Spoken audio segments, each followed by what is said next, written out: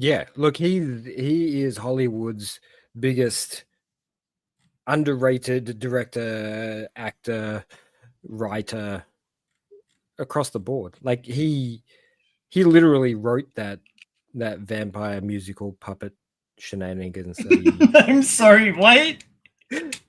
Okay, so you've seen Forgetting Sarah Marshall? I actually haven't.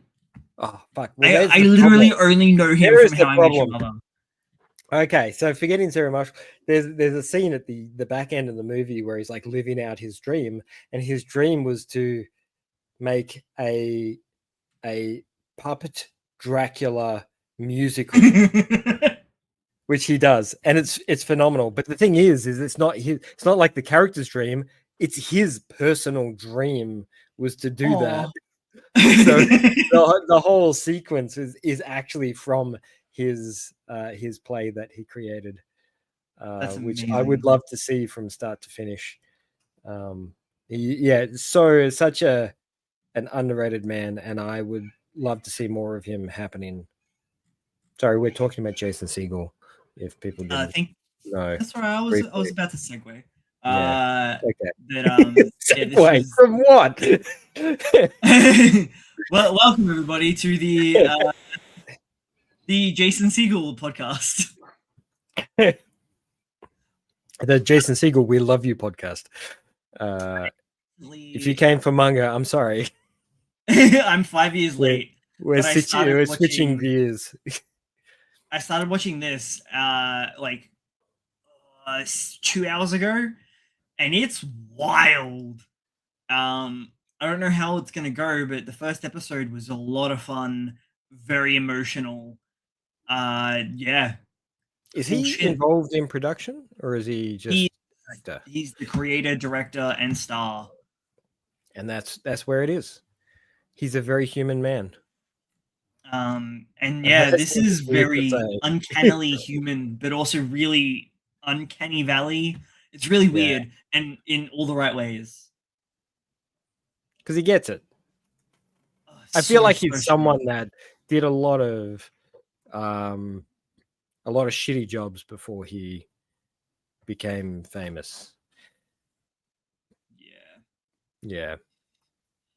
Because it shows in his work. Like he always portrays someone who's very real compared to a lot of the cast. Just from watching the first episode of this,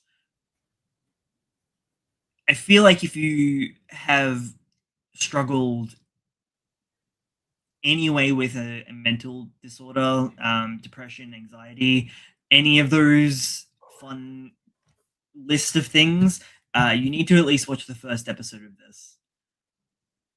It hits. Just for giggles. Yeah. Whether or not the rest of the series stands up, yet to be determined. But what is it? So far, it was a really great episode. It's like 10 episodes. That's it. Ah, I wonder if it's completed. It was done as a short, as in like it was done as a. Oh yeah, it says miniseries at the top there. Yeah. So yeah. Oh man, I love me a miniseries. I'm getting on that. I think it's backed by AMC, and some really fun like cinematography going on.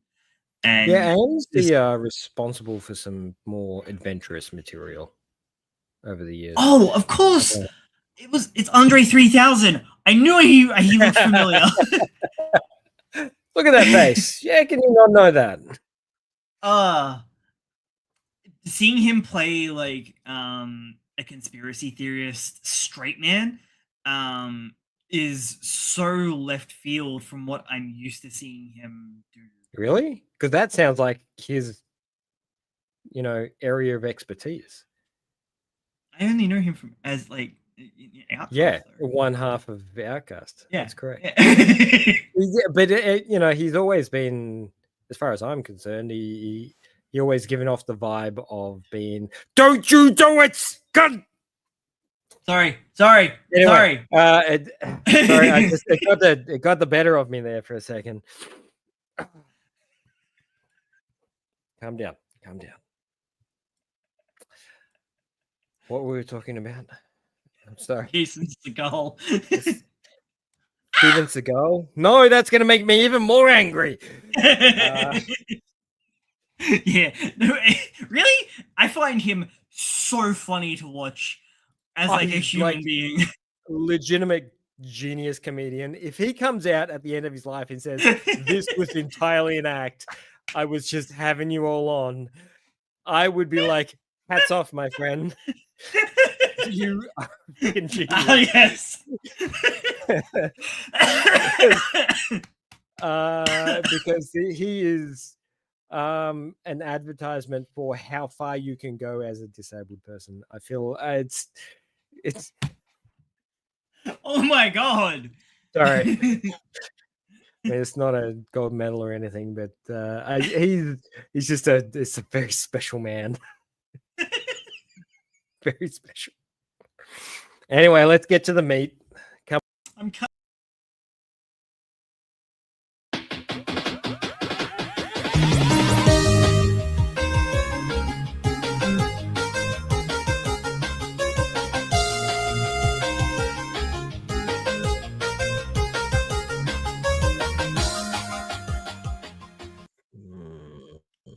you like a nice little cold open of Jason Segel talking about really fun and random stuff before we get into the meat and potatoes.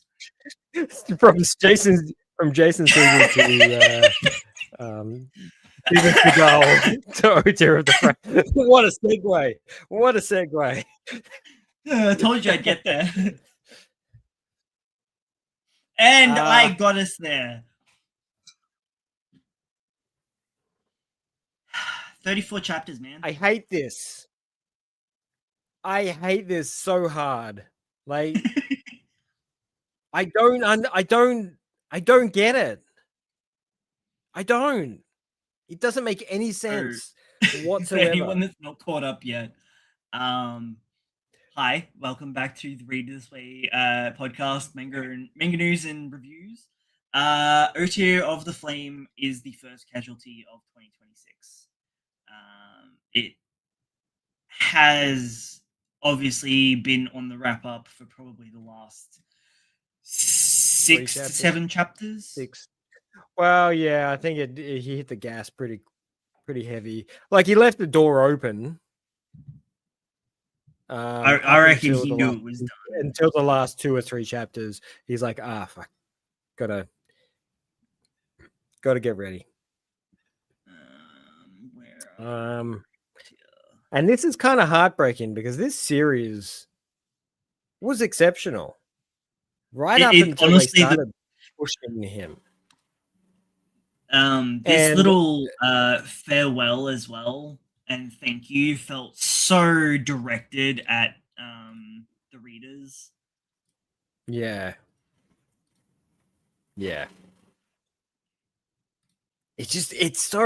It makes me so angry that someone who is clearly as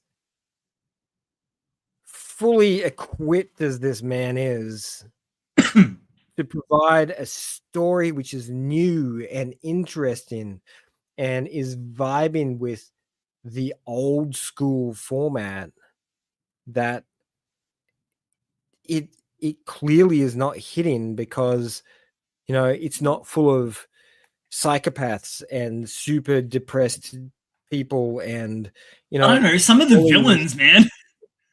Yeah, some of the villains did have some really nasty backstories, but you expect that from villains. Like you expect villains to be bad because they're bad for a reason. And that's the other like factor to this series is how humanizing the villains were after their backstories. You're like, you understand why they were where they were and why they were doing what they were doing. It wasn't just pure bad guy intent. He laid down the law for each character to be like personal in their sense. Like they're on a particular mission for a particular reason, just the same way that Otier's on his mission to do what he does. So there's always that constant flip of the coin of The bad guy's not the bad guy. It's just a matter of perspective, and he keeps flicking between that. And he did it so well that I feel like it's just it's whooshed over so many people's heads, and they just did not see the absolute magic that was happening in the series. It's just mind-boggling. I've been very interested to see what the community is kind of talking about throughout the run of certain particular series. Like a lot of the long-running ones, like One Piece, I don't really give two shits about what the community is saying. But a lot of people seem to really like the art, but not really vibe the guy's story writing, and are calling for him to be paired up with another writer, or like specifically a writer. I don't mind his writing. It just feels like he gets to a point, and then it feels like someone's pushing him. Yeah. Like the first part of Otia up to the end of the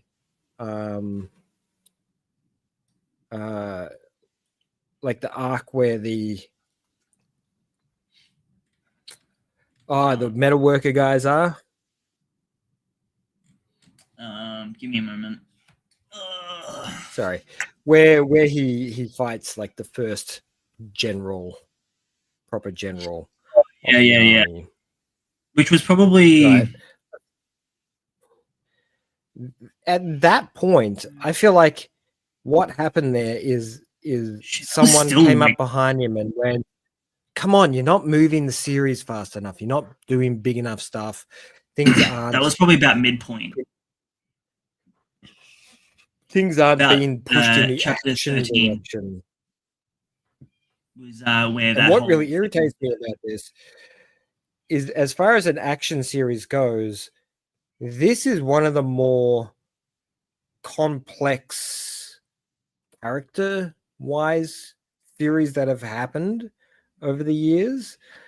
Like a lot of people are like, but Jujutsu Kaisen and Kagurabachi and all this and all this. You know what? I don't need 3 chapters of them explaining to me what their powers are. I don't need that. I don't want that, which is why I don't read those series. They just give me nothing. Like so many people are hardline about how peak these series are, but they're so empty and devoid of any actual, real interaction between characters. And I feel like Otia had a lot of real interaction between characters. Even like the training arc that he put in, which is normally this is how I got my new power. He put in a backstory for a character in the training arc. Like it really pushed characters to the front as opposed to putting them behind the action. And I think that's where his downfall happened, because people on a mass scale are simple and they just want to see the bad guy fighting the good guy. And that's it. They don't want to know that the bad guy is fighting the good guy, and the good guy isn't necessarily the good guy, and the bad guy is not necessarily a bad guy. And the same thing happened with Red Hood, where, we missed out on this massively enormous reveal. Could you imagine if that series ran for 3 years and they dropped that fucking turn on that, and everybody just went, "What the hell? He's not dead and he's the villain." It would have been massive. And the same thing would have happened here. You would have read this for like 3 years, and then suddenly you're like, holy shit, he's not even fighting the villain. He's fighting the other hero. Yeah. He's just the hero from the other camp. Yeah. You see? Who tried to be like, hey, humans, help. And they were like, nah, get fucked. Yeah. That's right. And it was such an elaborate and beautiful story. It was clearly too much for the general public to handle. And I feel like they the depth and nuances that he puts in his characters are just glazed over because people just want the action and the fancy art, because his art is stunning and his action is amazing. But as soon as he stops and actually character develops, people are like, "Oh no, it's too slow. Get back to the action." And I'm just Maybe like, he just needs to be on come a different on. magazine. Yes. Or just put him on Or Manga Plus, make him yeah. digital for like 2 years, 3 years. Let the audience build, let people want the comic book. Like Dan to Dan was the same. It took ages for it to build up its following of people. It was on the back burner for ages until they realized that there was a demand for it. And this could very well have been the same, but they just didn't support it. You know, And it's I do sad. wonder. Side note about Dan to Dan. I wonder how much of its explosive popularity was due to people knowing that they were an assistant on under Fujimoto, because that's how I found out about it. I remember it was through Reddit, people talking about this new series that needs to be seen. It's a Fujimoto alum, and that's basically how it was being pushed. When Um, we started reading, it was like what, chapter 16, 15, 16. It was relatively early on when we uh, started reading. it was even earlier than that. Yeah, it could have been. But when we started reading, it was a chapter dump. Yeah, yeah, Like yeah. we got a Well, slab. do, No, do it you was. It was it reading? was Were a you chapter reading dump. scans? No, you were reading scans. I was Yeah, reading on manga. So yeah, when yeah, they yeah, when they yeah. dropped it, Okay. it was a Yeah. chapter dump. So it was a big volume of like, I reckon it was somewhere between 10 to 15 chapters they dumped at once. That sounds about right. Yeah, because I Um, think because when it first really gained traction on like in English speaking before the official release, it was probably only about 6 chapters in, maybe even less. But that was all scans. Ooh, have you frozen? Have I? Ah, I've been talking to nobody. Well, um, until Logan comes back, uh, I'll quickly talk about my feelings about O Tier of the Flame. I really oh, there you are. just. Oh, you're back. Oh, okay. I was Yeah, about yeah. to. I was buying time. I was just staring out into the darkness. I I was like chatting away, and then I'm like, "Wow, Lurgan's being oddly like not saying anything to." Still, Are you frozen? still animated. uh, so what was the last thing you heard? uh, yeah, I can't remember. I had just finished and you had just started, so I heard like 3 I don't words. remember what I was talking about.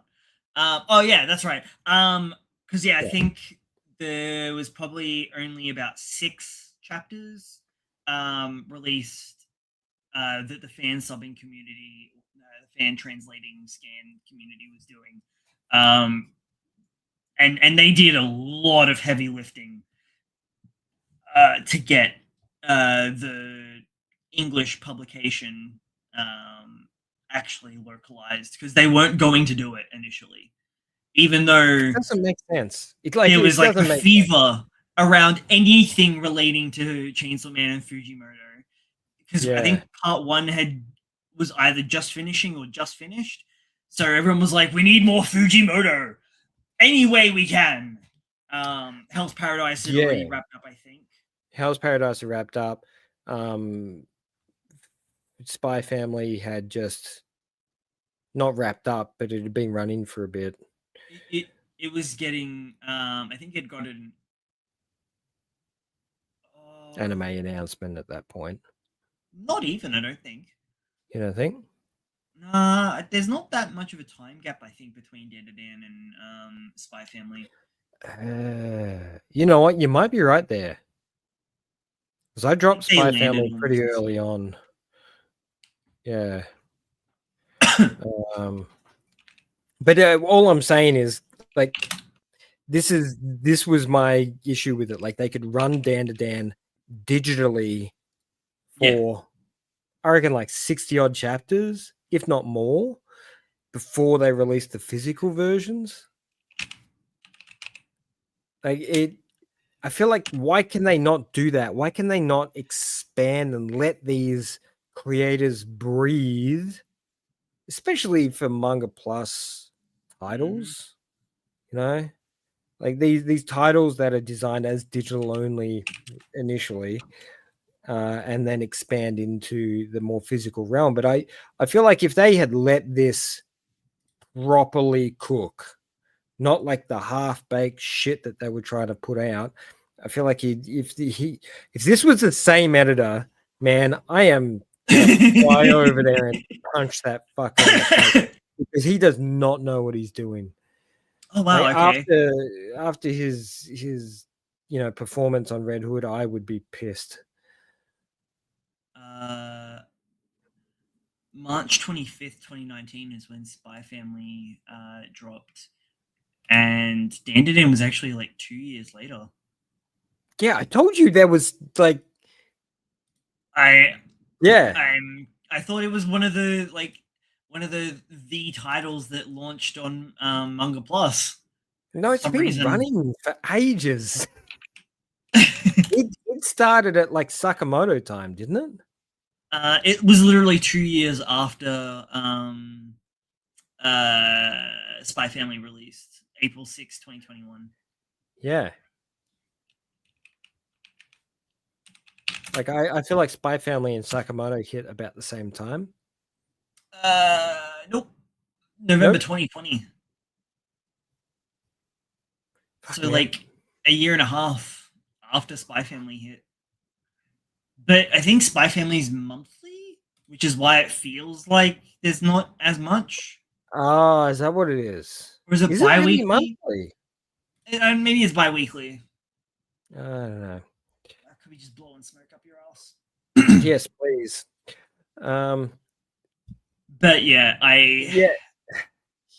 I don't know what else to say, man. Like, No, I that's all love right. this dude, and he just can't catch a fucking break. And He's it, one of my favorite new mangakas, and the fact that he's not getting the grip each time he releases a new title is just insane. Like it does my head in. I'm we're so getting confused. further. Yeah, but why didn't this hit? It had everything. It really did have everything. It was you if you released this title in 2002, where do you think it would be now? It would have been as big as Naruto. Guaranteed. Because that's the kind of feel that's behind it. It's not the same tone as the current material. And I think maybe that's why it's fallen off on the Shonen Jump side of things, because Shonen Jump's steering very heavily into the more pressed pretty boy genre than it is the old school hero genre that it used to be. So Red Hood released 2 months. Actually, no, 3. 3 months after Dan did. Yep. Yep. Once again, they just let him cook on that one. If they just didn't make the story go to a goddamn school or some sort of facility, it would Yeah. have been fine. If he had done the on the job training, it would have been an amazing series. Would have been so. Oh man, Yeah. I'm really sad for this because Yuki Kawaguchi is above what people are expecting at the moment. It sounds weird. Like I feel like his level of creativity and storytelling is above what people are demanding right now, and so it's falling short. So I don't know, man.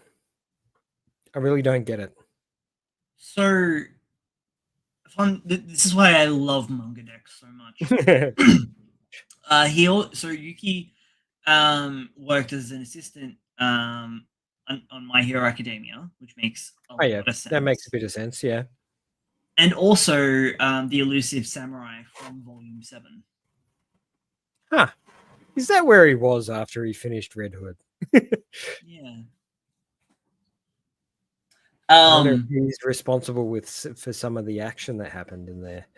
Because there's some pretty intense action in Elusive Samurai. Yeah. Ooh, what's that? Skeleton bolt. That looks cool. So this is their catalog so far. I love the fact that he stands by muscle mums so hard. Muscle mummies that are thick. It's his go-to. He has a type. That's right. So this is kind of a weird little segue because all I could think about while I was reading this was Yuki Kawaguchi. The trembling right hand. We spoke about it a little bit last week. Yep. But the similarities, I mean, I guess you could argue that for any upcoming mangaka and whatnot. But maybe because it's just the latest cancellation, it's so fresh. Yeah, it does feel that way, doesn't it? But and maybe I'm just projecting. No, look, the writer's probably in the same boat. He's like, I've had so much stuff either cancelled or knocked back or God knows what. He's got experience in what it feels like to be in that position. If he doesn't, then he's done a lot of reading. which relates very heavily to the story of that manga. Yeah, it does. Have you read the second chapter? I haven't, not yet. Okay. I haven't. I started, but I started, but then I started reading the one shot as well. The first chapter really grabbed me. It was really interesting, minus the AI transcription. What do you? We'll talk about that in a minute. Yeah. Look, not pleased. No, I feel like this series deserves a better translation than what they're doing. And it makes me a little bit angry that they would allow this, because we've got to remember that this is not Viz in action. This is Shonen Jump, one of the biggest manga exports in Japan,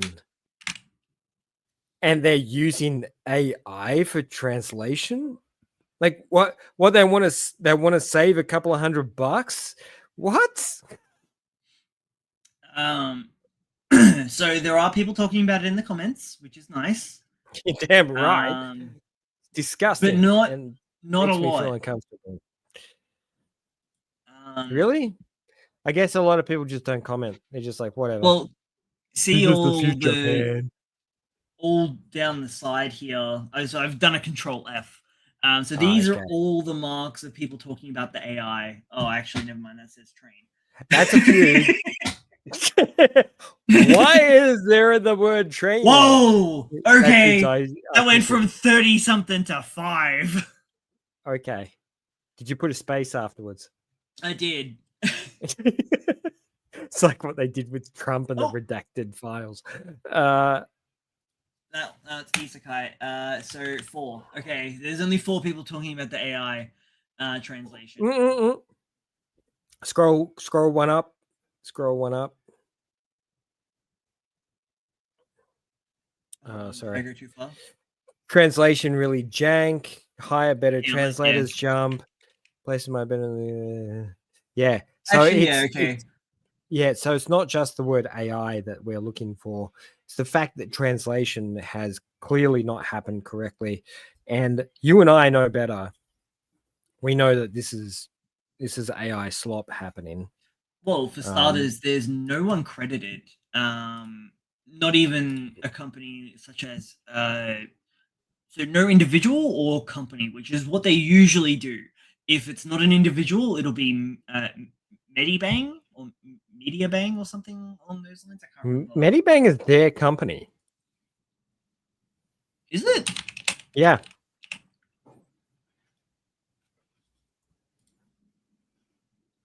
Like they make software together. Hang on.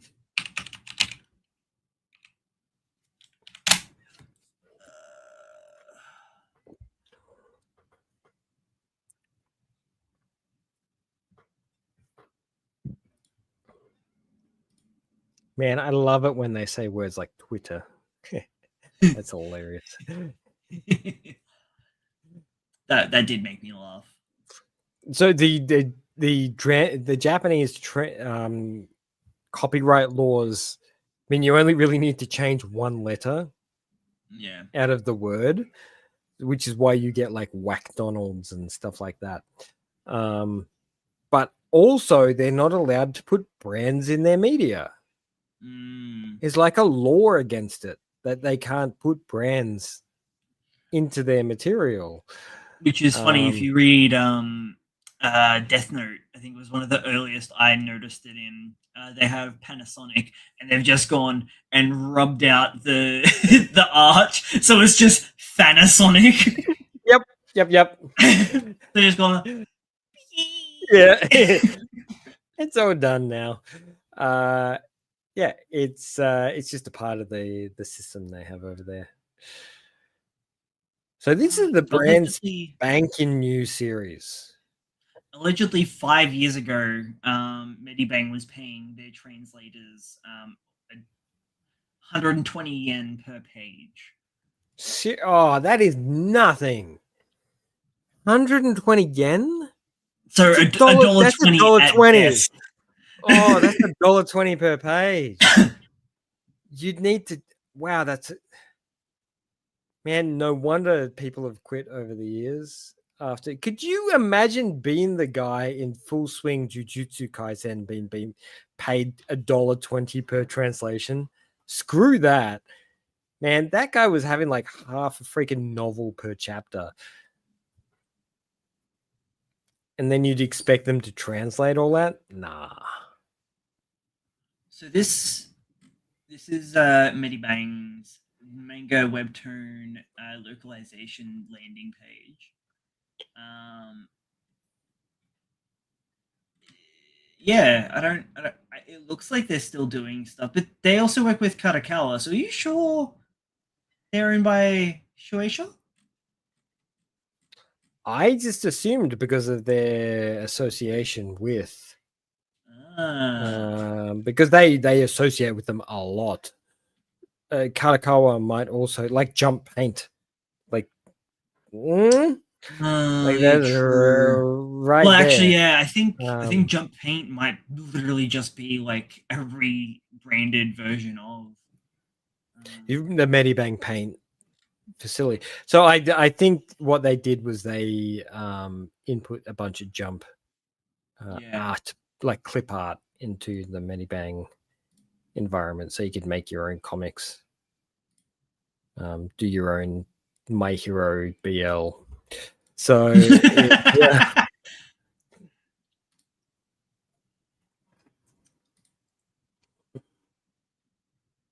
So is this the writer or the actor?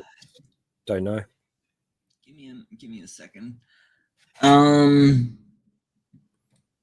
asked you a hard question. Story I by wasn't Riki Somea. And art by Toyotaka Haneda. Ooh, I like that name. Cool. Toyotaka Haneda. Yeah, so that's the illustrator. Yeah. It's got an interesting style. I like it. It stands out a little bit, but not too much. He's looking like he could be an upcomer. Marvel X Shonen. Jump Plus Super collaboration. Stop it, Marvel. You're never going to get it. They keep trying. They keep trying to do the manga stuff, but they always fall flat. I've got only this title for the author.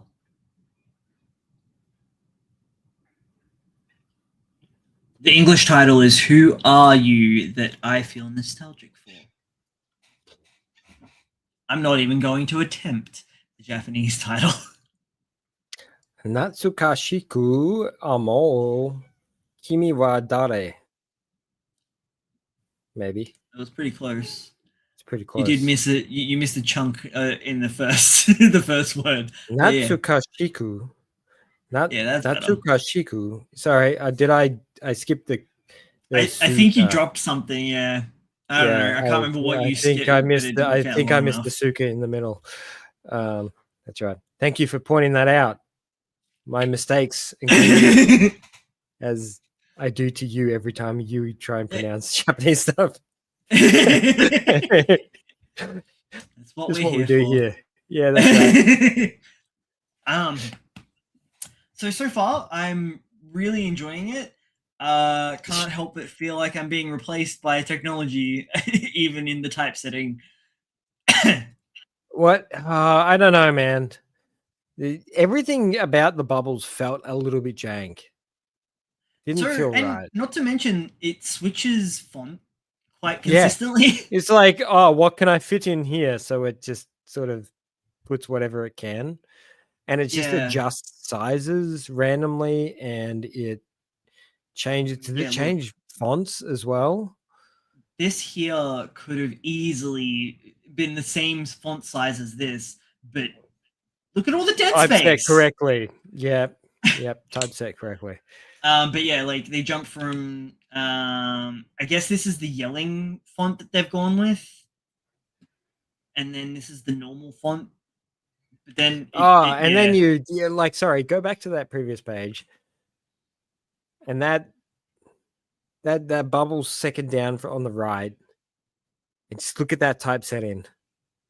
Well, it is pretty popular. Yeah. Like it's awful. It's not placed correctly. It's that it should be the next line up. Yeah. It should be more structured. I would if we're getting into it. Let's get into technicalities. I'd compound that to being its, so you're getting a more balanced. Or it feels more natural. I'd see what would look better having it is up on the first line, but that's probably going to be too much to be like a full block. Yeah. But yes, it was painful reading this. It was. Especially, I loved the concept, and I loved the artwork, and it was really pulling me along. But you're right. The typesetting and the translation really made me struggle a little bit because it hurt. I wonder if it's going to be as jarring for people that aren't in the industry that notice. Because I mean, even look at this. Yeah, I know that's hurting me so bad looking at that. Like, just have it centered for God's sake. Left alignment. Yes, just center it. It's like every time there's a bubble from is it a bubble from the phone? Yeah, it's the bubble from the phone. It is left alignment. Also, the tails for the thoughts are a bit weird, but that's me nitpicking. Yeah, I That could think. be stylistic, but I know it's a robot, Yeah, so it's not. I don't know if it is on that level. So I think the bubbles stayed where the bubbles were meant to be. Where is it? This was 'Cause really cool. I like this concept. Um, I like the cheeky little whole way. chapter. Like Yeah, I actually really enjoyed this quite a lot because it's very intriguing and there's a lot of it characters is. thrown in and not everything is 100% refined. It feels a little shaky first up, which is great. I love the sensation that there's a lot of growth to happen here. So I'm kind of excited to see what comes forwards. But from an English speaking perspective and an English reading perspective, this hurts to read. And I hope Jump do Ev- something about it. Everything up until I would say about this point is where it really, really struggles. Um,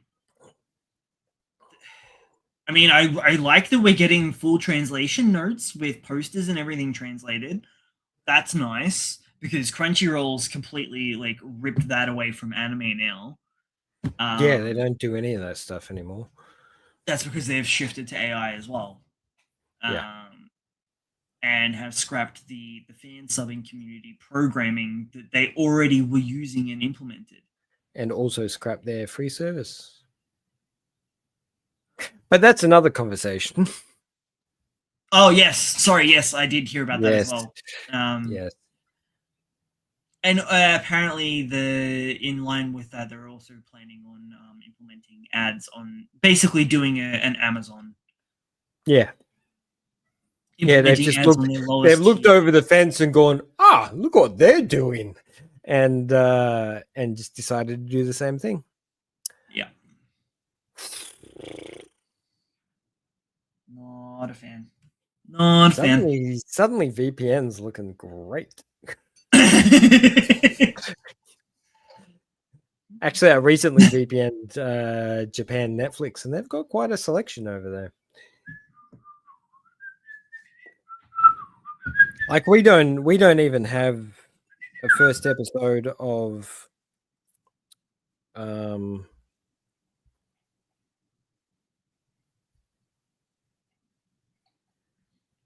sorry, keep talking. I'm going blank right now.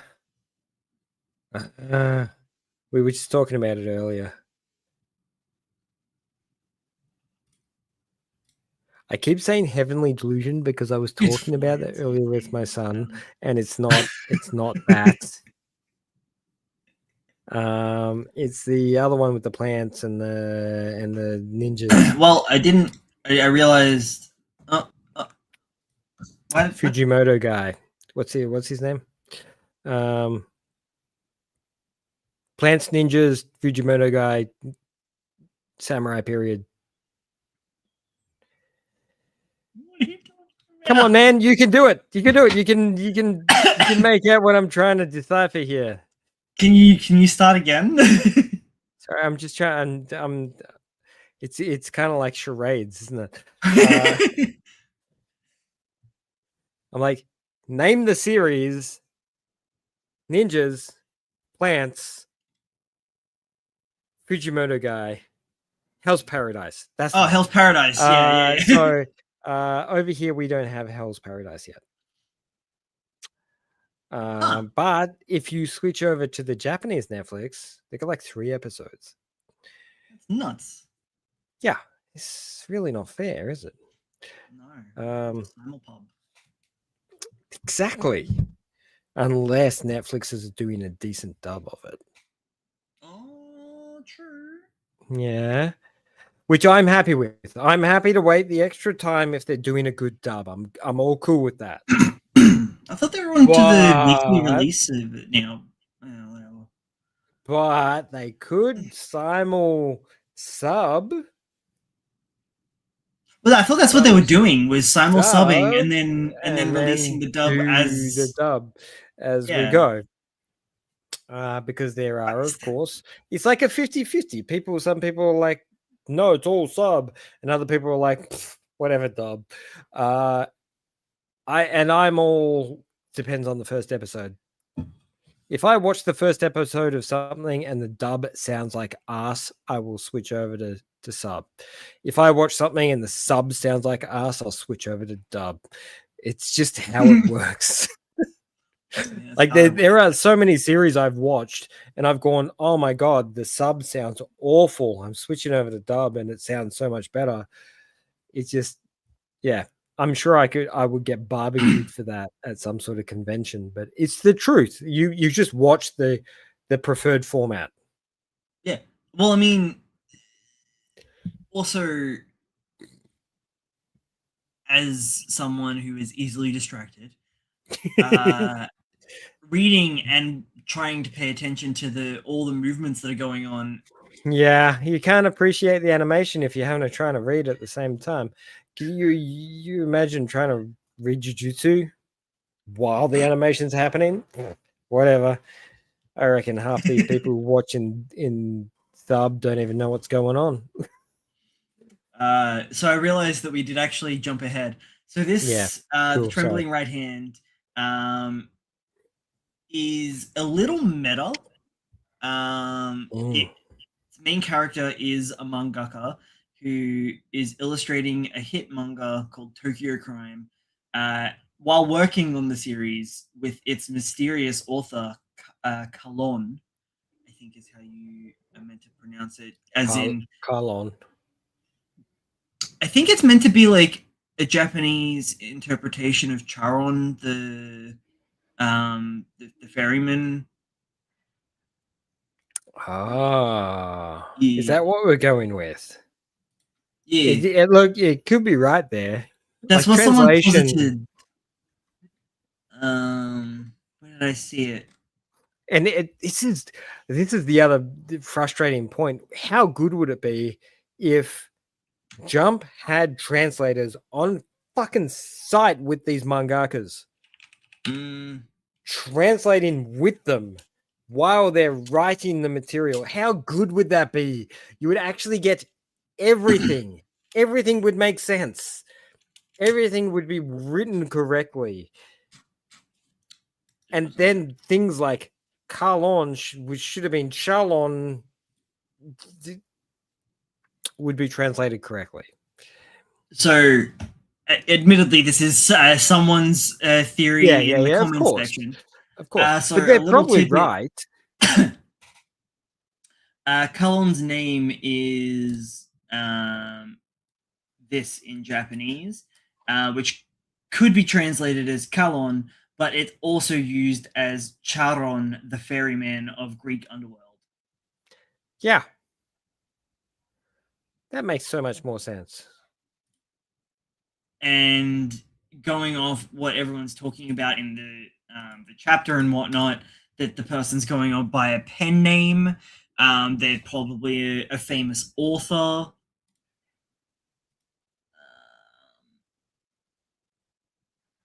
Sorry, got distracted by a little tangential. So Kalon is the mysterious author. He stumbles upon a chilling fact.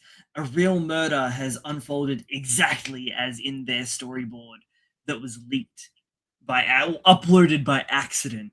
Intentionally leaked. Now, someone else, this is minor spoilers for chapter 2, Logan.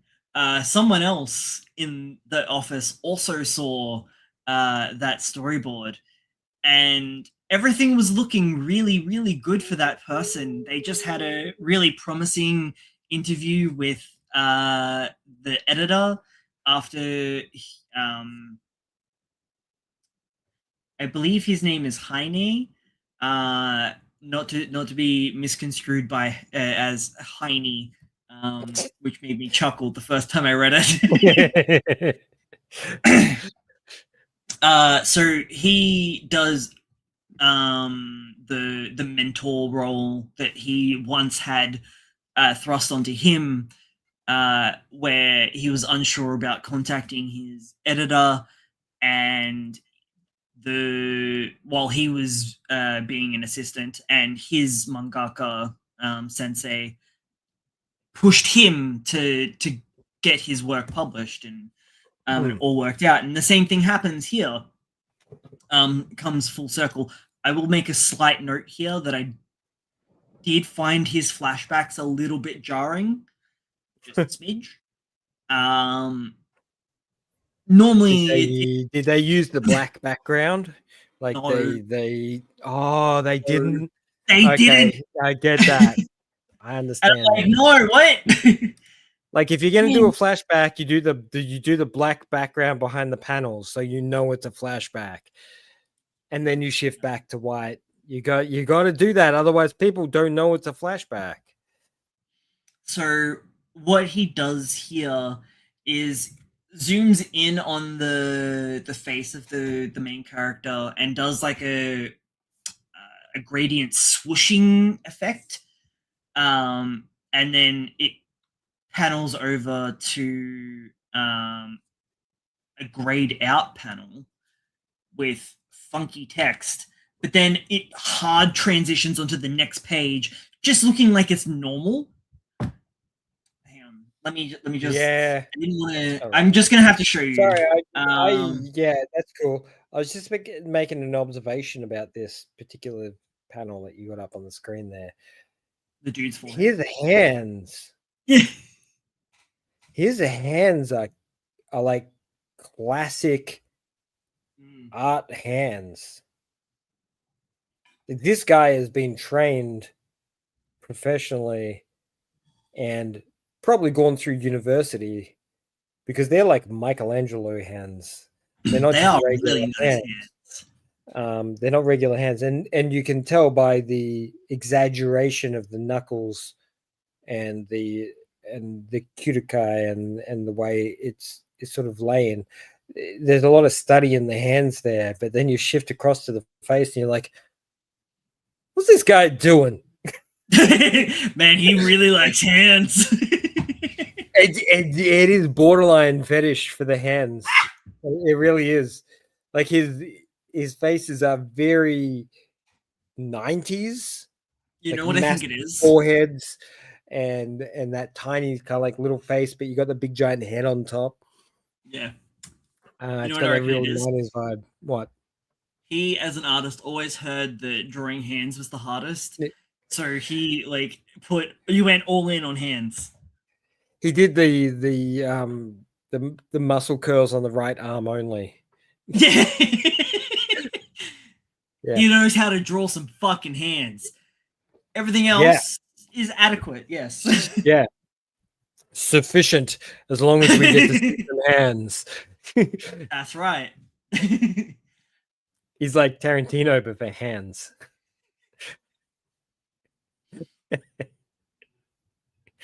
Okay, so this is the panel transition down here.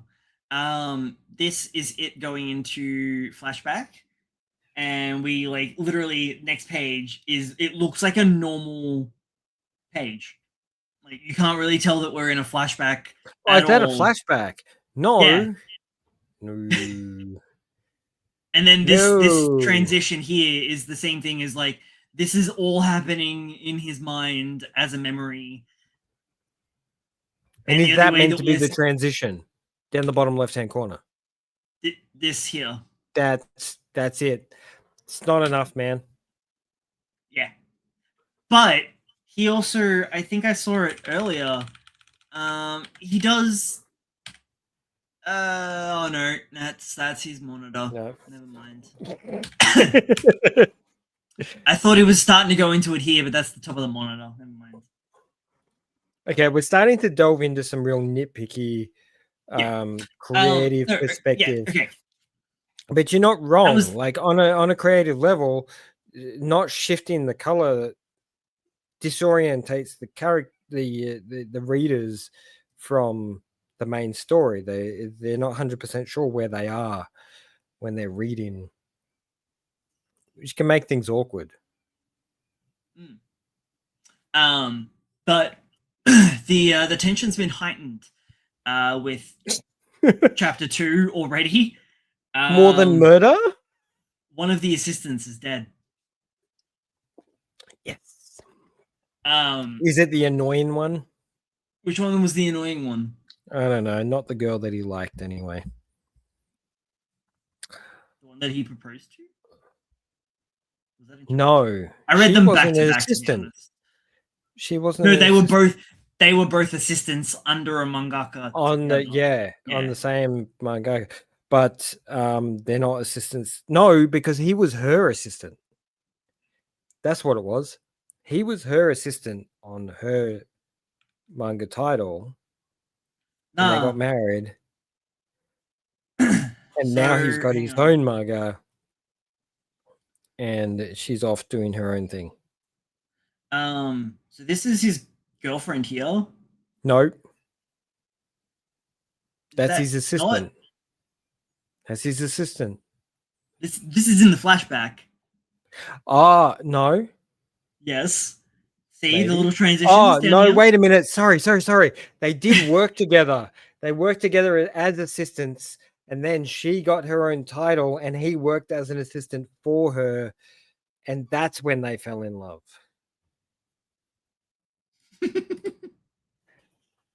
Okay, dude. I thought you were a hands guy, but apparently you're a foot guy too. Yeah. He's not a face guy. You look at that. You look at down the bottom right hand corner there. He's not a face guy. It's the hands and the feet, baby. Yeah, definitely.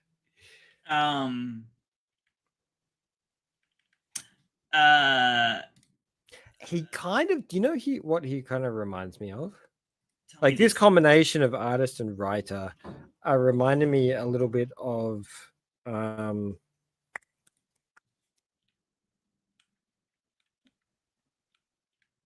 it'll come back to me. Oh wow, so many years.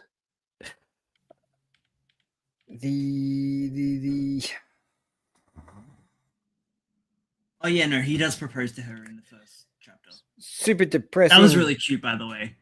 Children wanting to kill each other, dog involved, space alien. You know what I'm talking about. You know exactly what I'm talking about. Yeah. But this is what it's reminding me of. Space alien. Dog. Space alien? Dog. Kids wanting to kill each other. Depressing. Animated recently. Yeah, you can't remember either. Dead demons. No. Dead destruction. No. I don't know, man. I've got so many names in my head and none of them are right. Think of anything that had aliens and dogs in it. It's a miniseries that it was a miniseries. It was like 6 episodes. Anime? Yep. Oh, Takopi. That guy. That's what it reminds me of. Tyson 5. It reminds me of Tyson 5. Art-wise? A little bit of both. Like it feels like the art is a little bit like it's intentionally janky. Like the style is designed to look a little askew, and then the tones and the story is complex and interwoven between characters on a grander scale than what we're predicting. So it feels like Tyson's 5 in the sense of what it's trying to achieve. Yeah. If you get where I'm at there. I don't want them to continue using it because I'm wholeheartedly against it. However, I am slightly impressed by how mostly legible it is after reading 2 chapters. If there's no human involvement, still disgusting. This is the problem. This is the problem. This still requires human involvement. Yeah. Doesn't matter how far we go down the track, there is going to be human involvement required. Because there's a level of human emotion and human translation that computers will never compute. Oh, what was the fantastic translation we were getting? Pick one. There's been quite a few. There was one that was recently that we both were was it Chainsaw Man? No, something dropped at the same time. Oh no, it's the new one, the guitar one. Oh, maybe you know. Are you reading that? Brad doesn't read. Island Rock. No, not that one. Okay. Well, I pointed that out last week. That Island Rock was very well translated compared to what this was. And if it comes down to it, if they are using AI on Island Rock, I'm impressed. Like, I'm legitimately impressed with that. But why can't they do that on this? So if AI is capable of doing all this translation and functionality, why isn't it working across the board all the time? Why? Because humans have nuances. Storytelling has nuances. It has levels. It has particular designs and articulations in directions and highlights. So it's not something that can be just AI generated. It's not I agree. functional in that sense. Like, storytelling will always be a human function. It will never ever be a computer function. It can't do it. They put that there though. Like, that should be on the next line.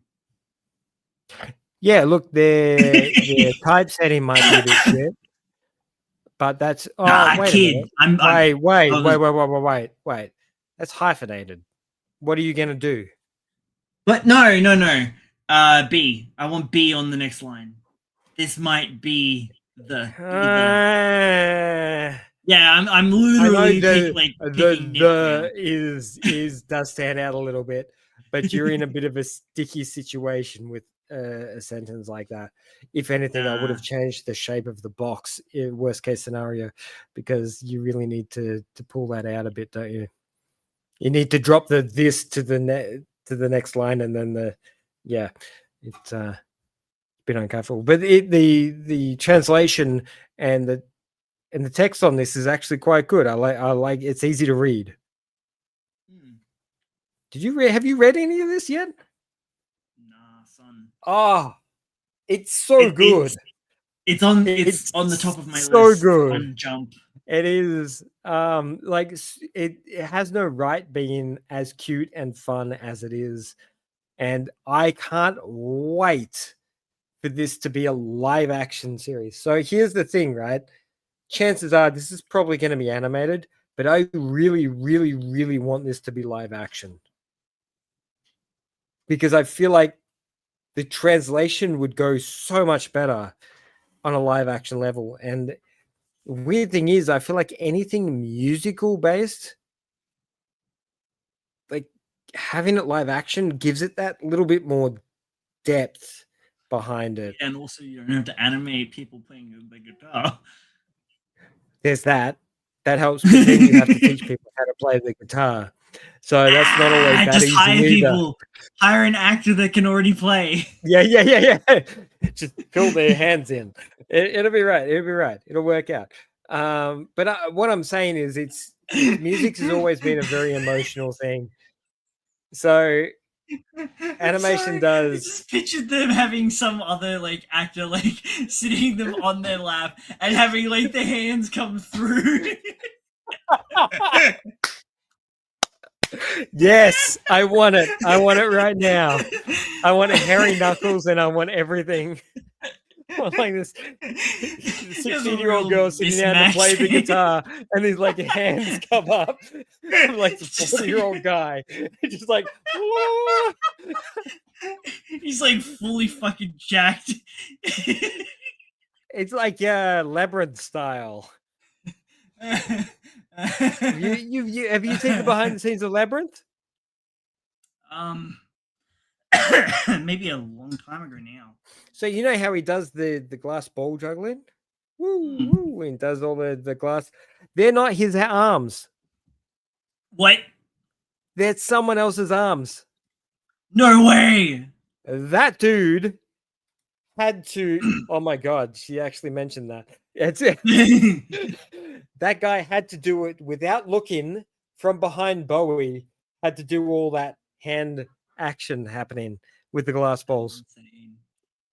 They broke so many glass balls. But yes, he had to do that. It's also the reason why his sack's so huge. They put a bit of potpourri down there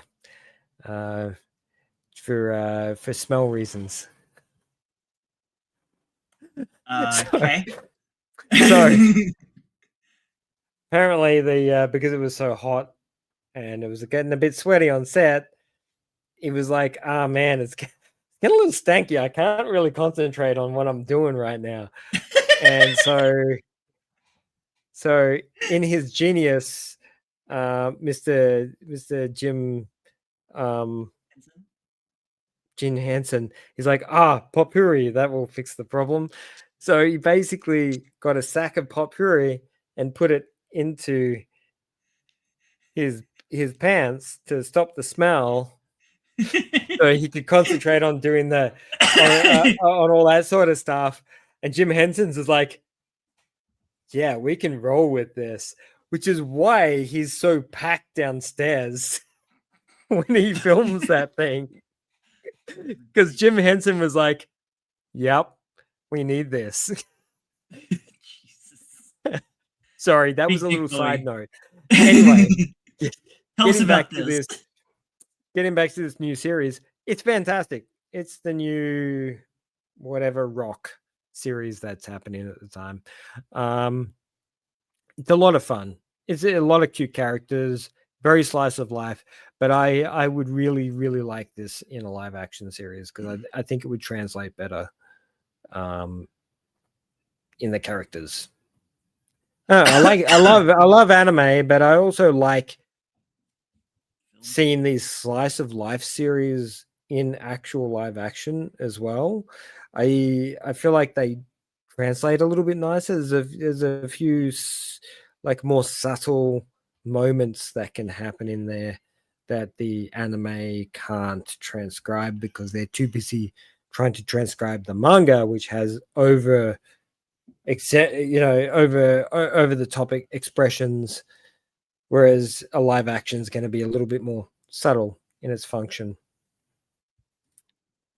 Oh man, I'm just a tourist. I mean, do we really need it animated? Is there anything in it that cannot be done? There's no reason whatsoever for this to be animated. This can flat out 100% be a slice of life live action series easily. Who's this by? And I'd like to see more of it. I would like to see more slice of life stuff in live action. I know I'm an anime guy. I like anime. Don't get me wrong, but I feel like slice of life translates better into live action, whereas big fanciful ridiculous stuff you can't do in live action translates better in animation. Like you can't do live action free ren. That which just wouldn't be right. This is another joint team. Oh my god, what is wrong with my internet tonight? It's a little jank tonight.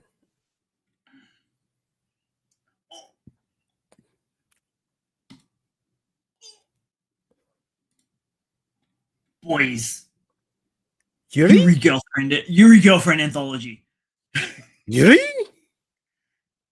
That's not that surprising. Is it the artist or I'm not sure, to be honest. This kind of got me though. I like this is cute. I'm going to say that's the artist because it looks familiar. Like the art looks similar. Yeah. Oh, this is done by the glass person. The what? The what? What did you You say? know, the glass. The glass guy. The one that did this one, the one shot. Do you remember this one? Oh, is that the weird painting one? Yeah. Oh, yeah, that makes sense. Yeah, that one. What? That one was weird.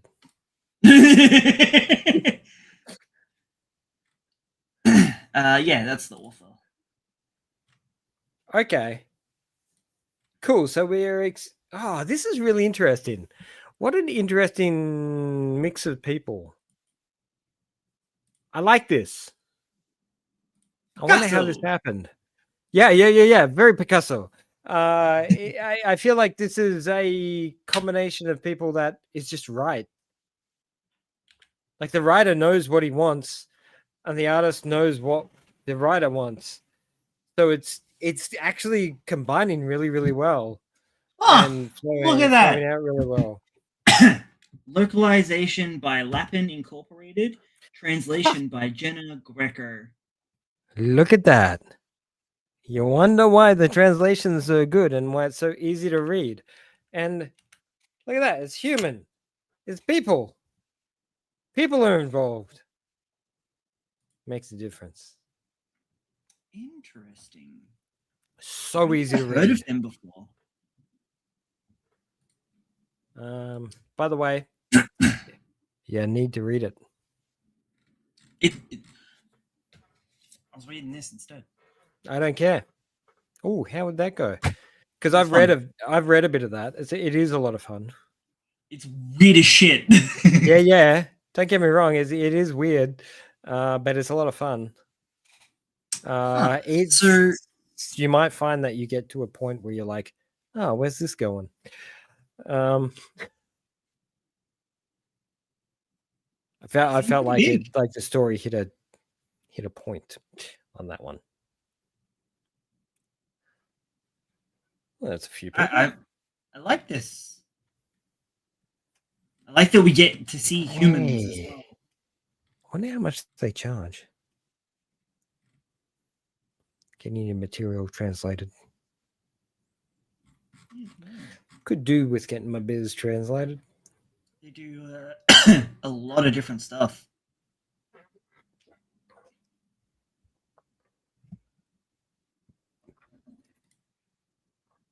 Bringing the world to Japan and the Japan to the world. Nice. Translated. They like that's trademarked. If they want that, they're gonna have to pay me. Translate. No. You gotta do it off to the side. Translate. How it works. Translated. Ah, there we go. We got it.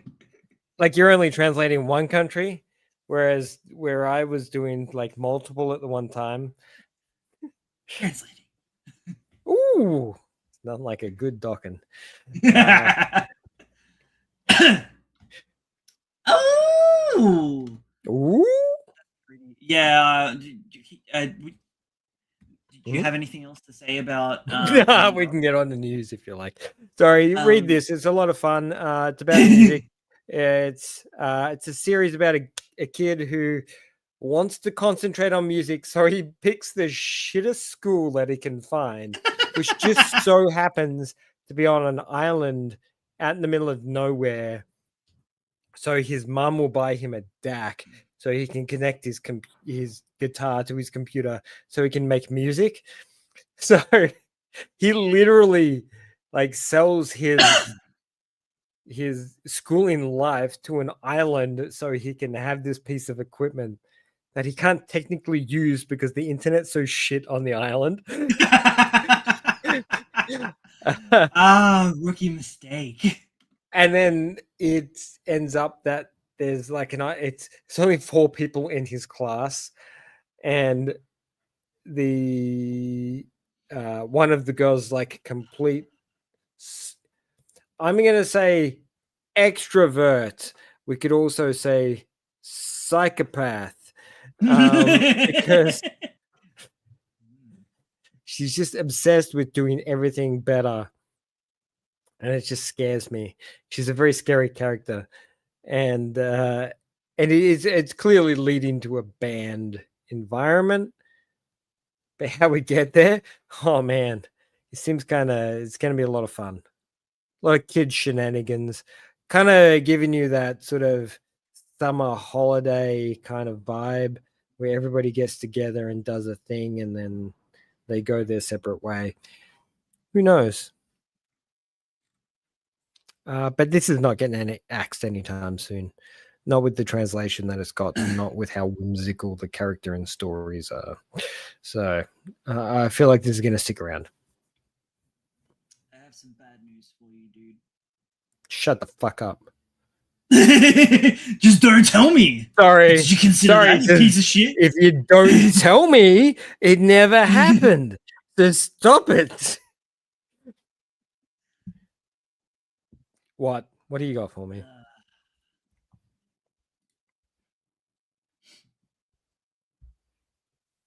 GGG is out of the arena. Look, I'm not super surprised. Ending on chapter 30. Okay. 30? Yeah. I feel like it's been running longer than that for some weird reason. Could it have been a bi-weekly? No, I don't think it was. I think I've just... Yeah, that's 30 weeks. It's 30 weeks. Think about it. Yeah. 4 weeks to a month. Yeah, fair run. It is a fair run.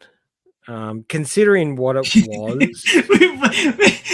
Flashback an hour ago to Shut not the a fuck fair up, run. man. It's not a fair run. No. Shut up.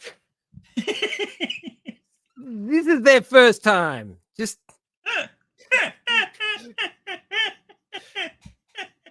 look, don't get me wrong. GGG was exceptional artwork, really cool character work. I feel like the story had nowhere to go. Like it sort of blocked itself in really early.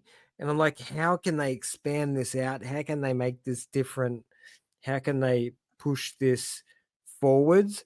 And they tried so very hard to use the Kindergarten Wars format. Is what was happening here is they were very, it was very clearly influenced by Kindergarten Wars and what it did with the way it laid its characters out and its story out. Except it just it fell a little flat because it had no edge. Yeah. What was that edge? You're like, well, what do you mean? What do you people die? in Kindergarten Wars, people die a lot. That was their edge. Like you can get attached to a character and then that motherfucker would die. That's just how that system worked. And you can't apply that same system with the good guy system. Also, I'm sorry, but having elderly people die is not the same as having kids die. No. We're not talking about the old people dying. We're talking about these killers coming in to try and kill them. You can't make every killer that comes to kill you a good guy. You've got to kill some people. So it was very shonen adoptee of trope. Yeah. So it was trying to do the R. It was trying to do the R format in PG, and it just didn't convey correctly. But I hope to God that this mangaka comes back into action because the art is phenomenal, and the characters are a ton of fun. I just feel like I don't know what it is. It just didn't hit the mark the way it should have. and it lacked the, dare I say it, the cool factor. Yeah, I'm not Like it 100% needed a sure. cool factor. Like the guy in the wheelchair was awesome, and I liked him going around and kicking some ass. But man, if he died in the second volume, wow, would that have made an impact? Like people would have been like, "Holy shit! Here's actual stakes. Things are actually happening. There's Oh shit, time to pay something attention. moving forwards." Yeah, and then suddenly the MC becomes the holder of this concept that the original guy was thinking and trying to do, and he's the one that's now having to convey that idea forwards. I guess it's that old school concept of the hero's master dying to pass on the legacy to move forwards. But if the hero's master never dies and he continues the legacy himself, Oh my. where is the journey? Yeah. You know, where is the journey? So I think that's where it sort of fell over a little bit. They fell in love with this guy in the wheelchair, and they're like, he can't die. We can't let this guy die. He's like the MC. All of a sudden, I don't think he was intended to be the MC, but he sort of ended up being that way, and I think the series would have grown a lot more if they let him die. That's it. Man, should I become an editor for Jump? I feel like I should. Kill your darlings now. There are levels to progression of character that need to happen, and like you take the very first issue of this series, and then you look at the very last issue of this series, and it's the same comic. It's the same story, the same characters, the same material. There's nothing new. There's no growth. Nothing's actually happened here except the character's perspective of what's happening. That's the only thing that's changed, and that's not enough to push the story forwards. We need more growth behind the character. I concur, sir. Hats off. Admittedly, I didn't really keep up with GGG. No, I didn't either, but I really, really, really enjoyed what I did read of it. Yeah. I hope there's more to come. And I hope the next thing that they do, they don't hesitate on pulling that trigger or pushing that character forwards by tragedy, which is required these days. You know, you need a little bit of tragedy in there to move the character forward.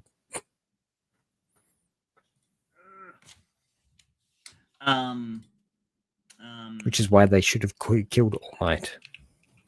Anyway, that's a whole different thing, isn't it? I can see it in your eyes. You're like, yeah, they should have. I mean, I still feel like he handled keeping the mentor figure alive and also made it a narrative point that the mentor figure stayed alive. Like, even the main villain chastises All Might for staying alive when he could have died to to save certain to give Izuku more of an oomph. Yeah. And then we take a step back and go, oh, that was just a year. We like the period of time that happens. Like, how long's My Hero been running? Oh yeah. It's 4 or 5 years. Is 1 year Probably, compressed? Yeah. It's like we're gonna remember that this happened over this period of time. It's really, really short. Those poor kids. And yeah, hey, roughest there's some first year. trauma, some major trauma. They're still happening 1A. Like, they haven't even finished their first fucking year. It's so funny in that sense. I haven't thought about this. I don't know. Because it's been over for a little while. I gave up on the anime a few seasons back, and so yeah, the manga has been over for a while. So, Yeah. So, So sad to da-da-da. see GCG go, but I hope that we see more from the mangaka because I really did enjoy their work. Yeah.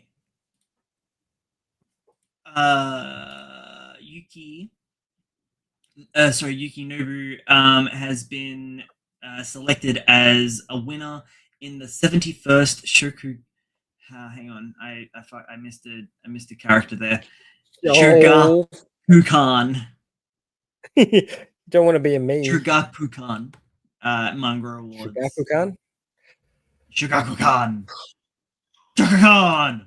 Shugakukan. Shugakukan. Shugakukan. I only know that from The Simpsons. Just sad, but okay. I'm just a little baby, Logan. That's cool. That's cool. What do you mean, a little baby? I was watching The Simpsons when I was like 14. Same. It's 30 years ago, man. Come on, wake up. Not you, the computer. Fine, stop it. Oh, there we go. Now, ooh, hey, Seiko.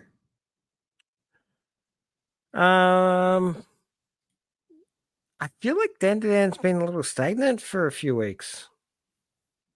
What do you feel? Chainsaw Man 2. Neither of them are really leaning very well into the weekly format at the moment. Chainsaw Man especially. No. Yeah, it's struggling. But being like in the batches. Yeah. He should have had like a Trojan X release schedule. I feel like they deserve it at this point. Like I feel like Dan could or should be allowed to have a little bit longer release schedule for a few extra pages, just because the story requires that bigger block to work in. Because I feel like the weekly format has been detrimental to the story's progression because there's not a lot happening at the moment. I mean, we've had our first actual. Don't get me wrong. Yeah, like something big has happened, but I feel like it could have been one chapter instead of 4. Like it feels like it could have been compressed, but that's just like I've just read 44 pages, like half a tunk, and it's just one fight. Which, yeah, you get where I'm at. Like I feel like it's sat a little bit stagnant for quite some time while he's trying to set things up. I don't care about the fights. Give me the character dramas. I do. I really want. I want to go back to them fighting over the kitchen table. I don't want to see why though toilet bound Hanako's is looking pretty interesting. Like the latest character that's dropped is really fascinating, and I love the idea behind it. It's poopy time. Oh, would you look at the time? It's time to shit. All the bad guys are like, oh man, where's the toilet? I gotta go. I'm going to dissect this girl in a horrific. Oh god, I need to poop. It was. I don't know what it was, but it didn't feel like there was a lot of consequence that could have happened there. I feel like the characters weren't going to die. I don't know why, but while I forgot how the other one was going to. Yeah, look, Yukinobu has a tendency of doing this to his girl characters as well, which I'm finding a little problematic. He puts them in very provocative, murdery situations, and only to be saved at the last minute. And it's a Yeah, trend that's I kind of very like starting to wear a bit thin. Because yeah, like you said, it doesn't especially at feel this like there's point any in the weight. story. Like I feel like every character in the series has plot armor, and nobody can die. So there is no consequence that's happening here. We're 22 volumes in, and nobody's died, Yeah. which is Well, like fine. no, Okaroon died and came back. He became a Didn't die. ghost. Yeah, he did No, he didn't. for a little bit. It was pretend. It was. Uh, I agree. That's I'm the just I love the characters, love the story, love all that sort of stuff. But we're at that point in a shonen series where we're like, is there consequences or is there not? yeah. And if there's no consequences, that's And fine. But you got to lean into that a little yeah, push it a and little bit stop harder in baiting. that direction. Yeah, they do, which he does. He baits a lot. He's like, "Ah, oh, these people are about to die," but then they don't, and he just keeps leaning on it. And I get You there's a had sense of one. tension that's required, but that tension's been lost at this point. Yeah. Like, man, if they killed someone in that environment, in this scene we're currently in, I would have just gone, "Holy shit! Yeah. What?" Like it would have Uh, broken me completely. and But and now I'm and just like, not the new girl, the idol chick, just yeah, watermelon crushed. she would have been perfect for a death because she's newish, but been But around long also enough had in the format to be appreciated. And also, it's just I like she's the perfect character to kill. I yeah. know this sounds I horrible, but I honestly forgot that that's how she was gonna die. yep, yep. Like, oh, Sack that's on forehead, dead. well, no, back of her head. She's face down. Oh, she's face down. Oh, she's dead. Yeah. Yeah. But as disrespectful as that death is, I feel like this is worse. Like Pulling the guts Puffy out. Pants is Puffy Pants is unhinged. Yeah. Yeah, they're And bad. the These are bad guys, but they don't. I don't know what it is. He's just like, oh, here's a bunch of really bad guys, but they need to poop. It just he has okay. to keep pushing comedy where it starts to peak in tension. Tragedy. You know, Yeah. it's like it peaks to tension. He's like, oh no, we can't have too much tension. He has to add comedy. So it, it's starting to get a little bit old. My Like issue this is that he's falling into the JoJo's like what's his name again? Um is it Hirohiko? oh yeah. Yeah. He's basically gone on and said the easiest way to make a villain is to have them kill a dog. Yeah. I would say Yeah. next run down that ladder is exactly what Yuki Nobu's been doing since day dot. Best way to make someone hate Be the to like villain is have them almost sexually molest a young girl. Like, I'm sorry, dude. We get it. That's bad. But when you consistently go full back to this, it's getting a little much. yeah. It has become his fallback. And as much as we love this guy, as much as we love this series, Massive cheeks I didn't notice before. got a bit of cake happening. The water guy, whose face is just this tiny little thing, just floating around. Something's happening in the series that I'm not 100% attuning with, and it's been off for a little while. Ever since I don't know what it is. Ever since they did the memory loss kind of point, everything has been Yeah. really, really off. And waiting for that other shoe to drop for everything to tie together. yeah, I think that's what's happening. It's just You taking its feel sweet, sweet actually time. maybe that's why he's kneecapped Momo at the moment. Is because he has like a whole bunch of other things that he's realized that he needs to get into place, and having her lose her memories is the best he could come up with. Well, it's kind of like he's gone. Okay, we've reached a point where the MCs are kind of OP. Time to kneecap and them slash about to get together. and kneecap them and split them apart. So he's like, oh, let's go back to page 0 and Okaru's bring got no everything back powers. to. He's got no powers, kind of. No memories, no love triangle happening.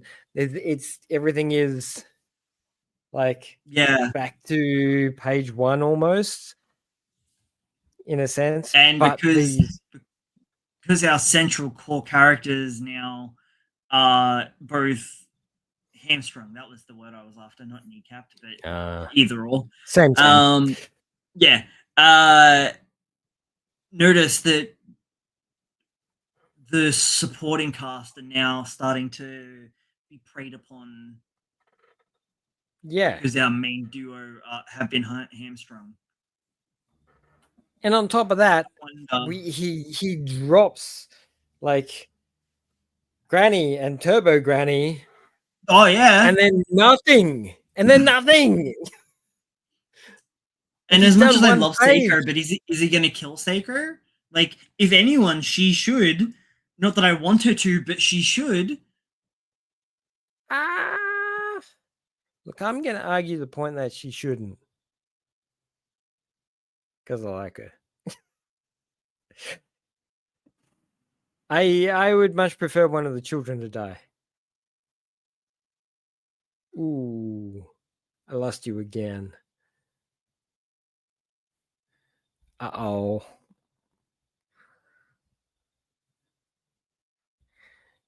Oh, wait. What?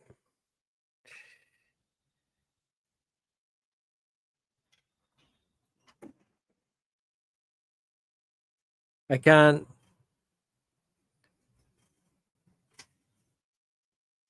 I don't know if I'm still active.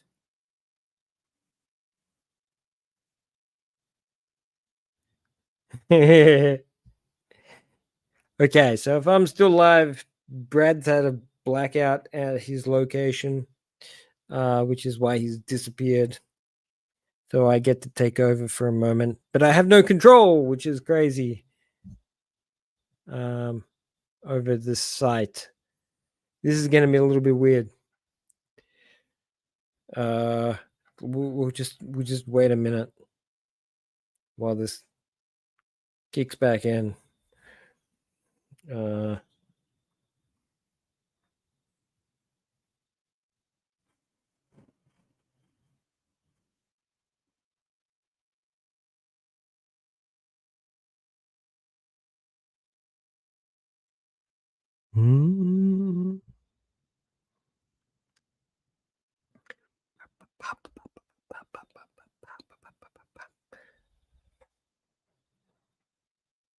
I'm hoping that he ends up back here at some point. Otherwise, we're going to end up talking about some random junk. Because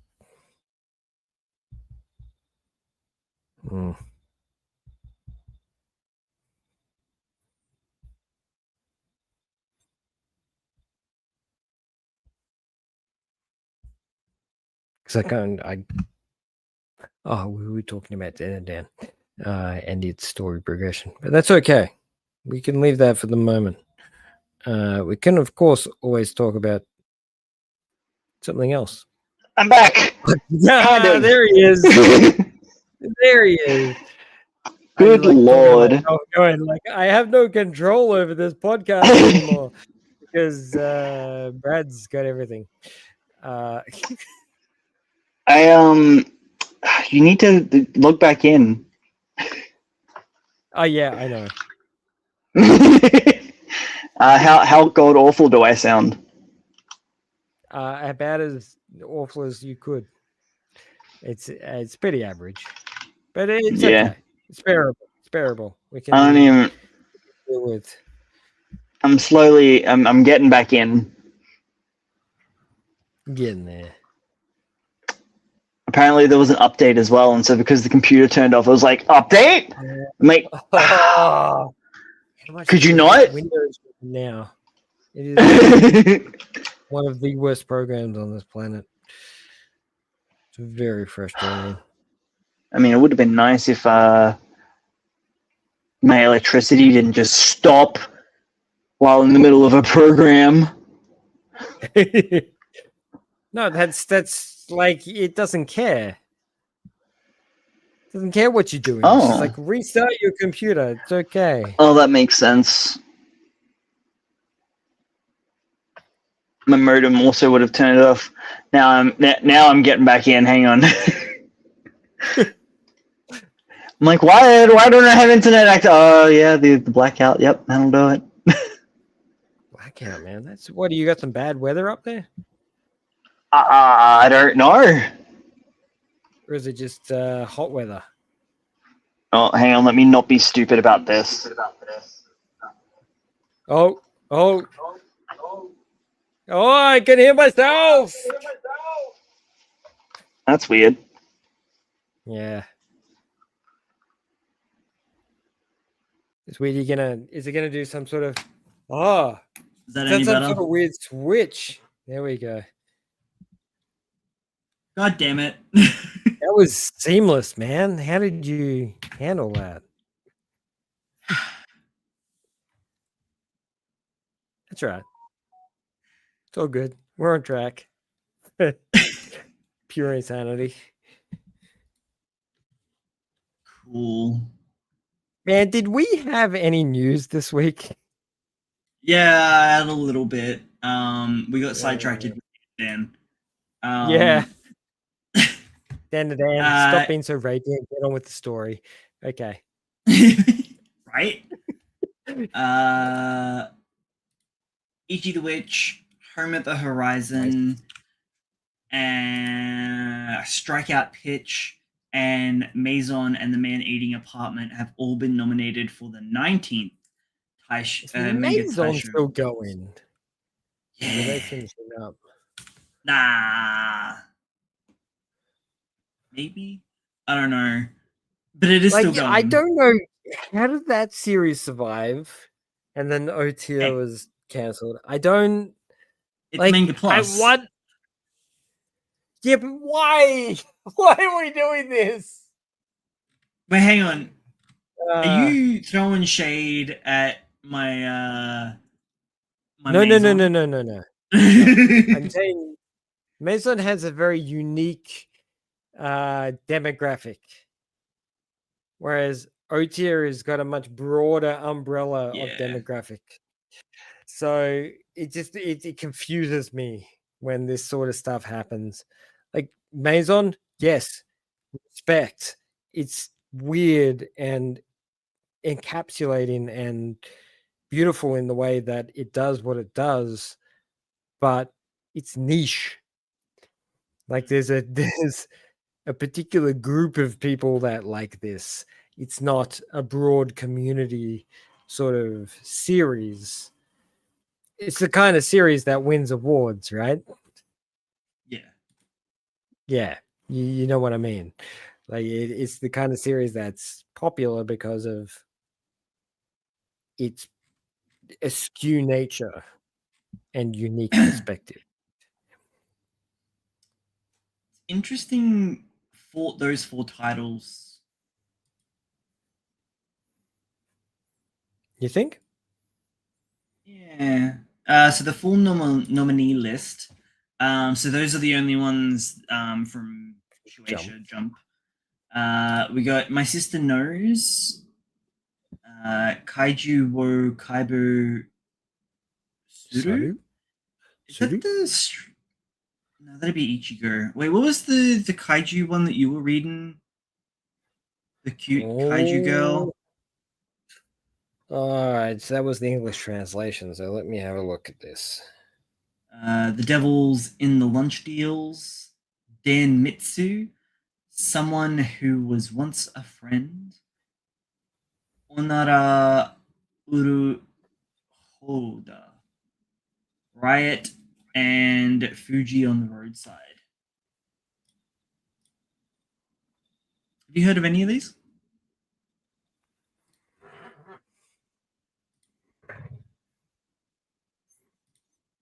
Apart from the ones that we already spoke about? No, because we don't get English translations of any of this stuff. Yeah, but I don't know. You might know. Well, if I was more regularly on the high seas for this sort of material, maybe I would. Silverfang by Yoshihiro Takahashi has reached 35 million copies in circulation, according to NHK News. Silverfang. Yes, this guy. Look at him in all his glory. Holy shit, that looks like it's straight out of the freaking 70s. Yeah. Am I wrong? Is it? Give me a sec. I'll tell you. How many freaking volumes is that up to?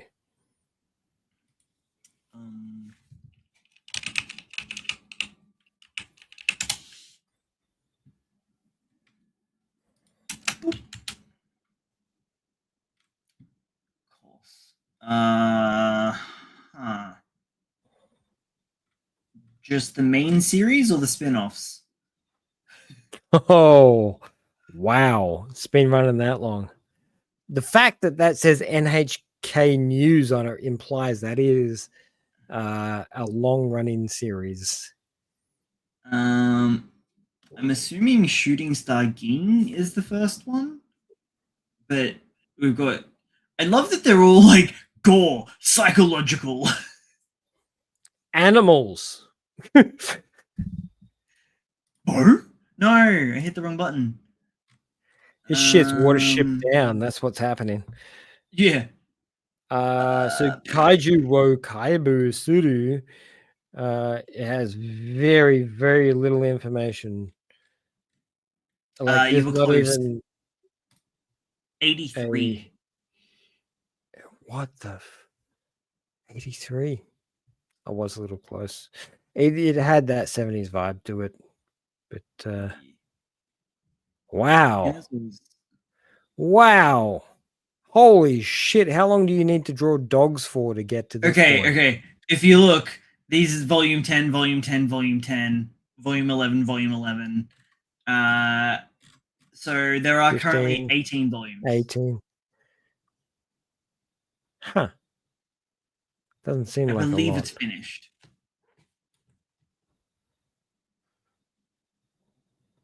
That's the original. Yeah. Completed. Award-winning. Yeah. Interesting.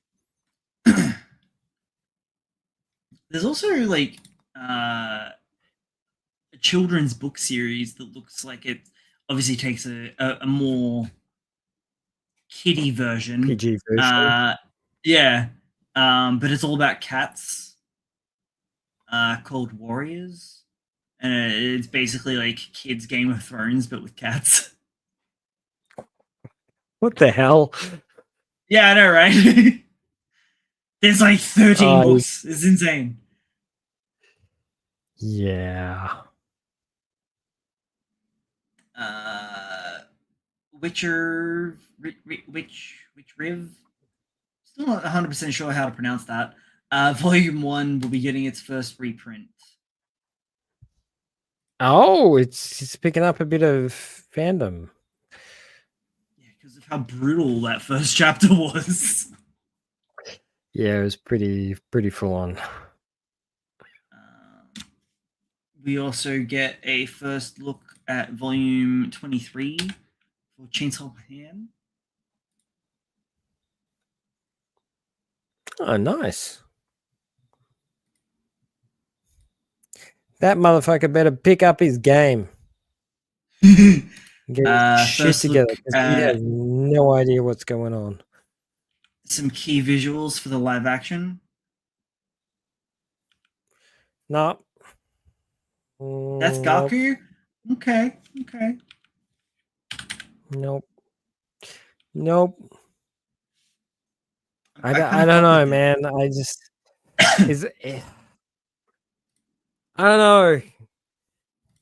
They do something cool with the action, I'm down, but they've really got to pull the stops out on this thing. If they want it to happen. Yeah. Like, unless they get some like really good choreography going on and actually have this as like a martial arts movie type thing, it's gonna be hard. Yeah, like Sakamoto is very action oriented, especially sort of like 30 volumes onwards. It just doesn't stop. It's just go from that point. So yeah, hopefully, fingers crossed. You never know. New Age Could be crazy cool. Would be New nice Age if OT had as much faith put into it. Blue Box? Yeah. Wasn't horny enough. That's the problem. Yeah.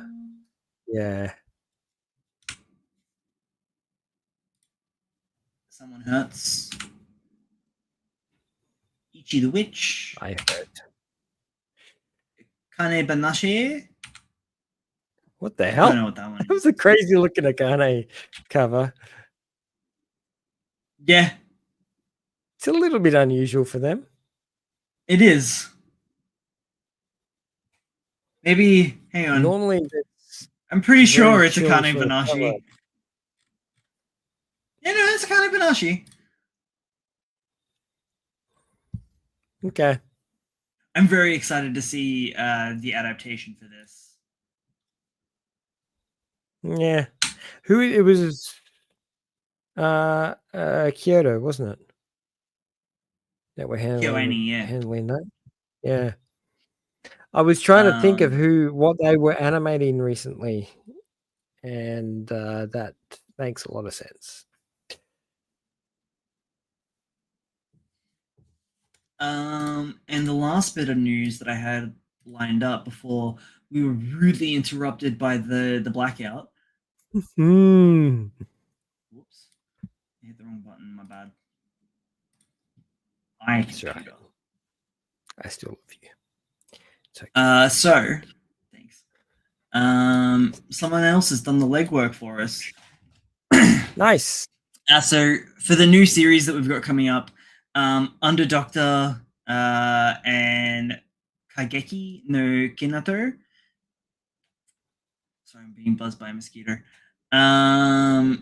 They've done a little bit of a deep dive into the two up and comers, both of which seem to be obscure rookies. Nice.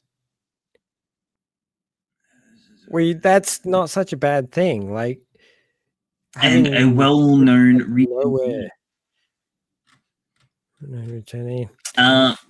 So the current speculation is that Tanimoto Kyo is not really is not the name that they've gone by before, and they've gone by Tanimoto Tatsuya, who worked as an assistant for Kohei, and yeah.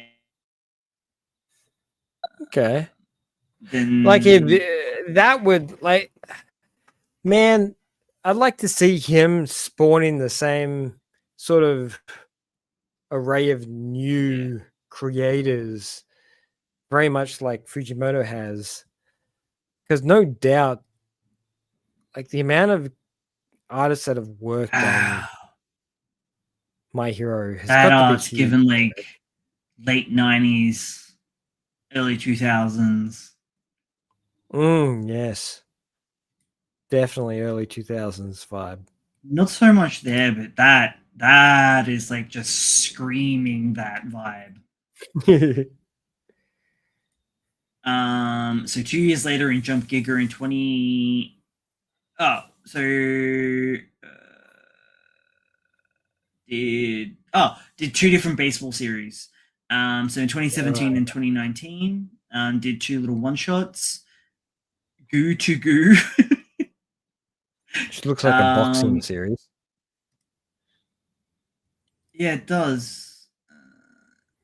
Oh, it just says combat sports, right? I was jumping ahead. And They baseball. did baseball.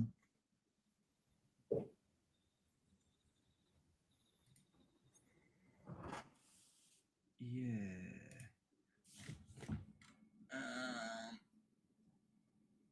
Last appearance, Shonen Jump, 2021, Assassins themed Jump Short Frontier. Futari no Kuroshia. No Bodyguard. Okay. Well, like I mean, we can hope good things. We can hope that they're going to give us something different, maybe. Man, I would like some mixed martial arts action going happening. What is going on? Looks a bit weird. It does. And I'll be a little bit harsh and a little bit honest here. It looks a little amateurish. I mean, the yeah, art's beautiful, don't get me wrong, but it's just the pacing and the page layouts look a little amateurish. You can't see. This is from 2024, October. Yeah. So 2 years, we should be seeing some growth, which is good. Can't wait. We're gonna get something good.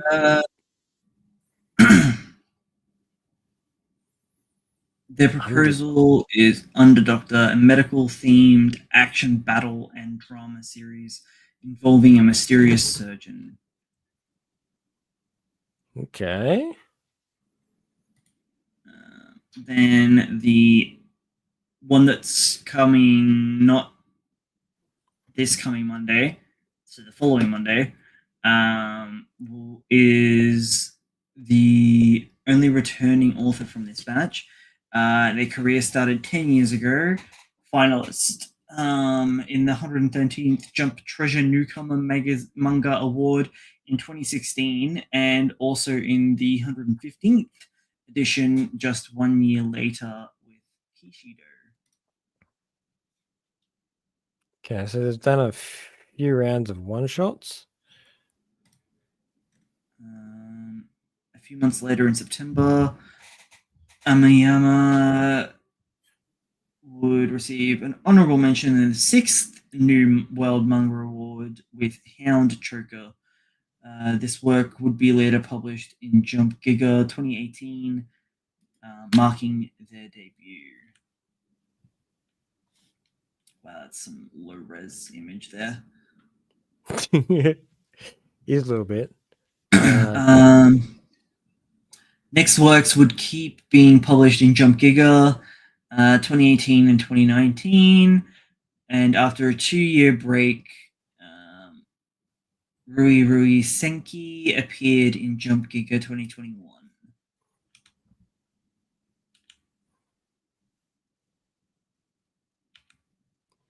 Looks interesting. I went too far. Right before their new series, Amemiya published another one-shot, Shikigami, in 2022. Finally, Rui Rui Senki would get reworked into the Exorcism battle. Oh, it's Shadow Eliminators!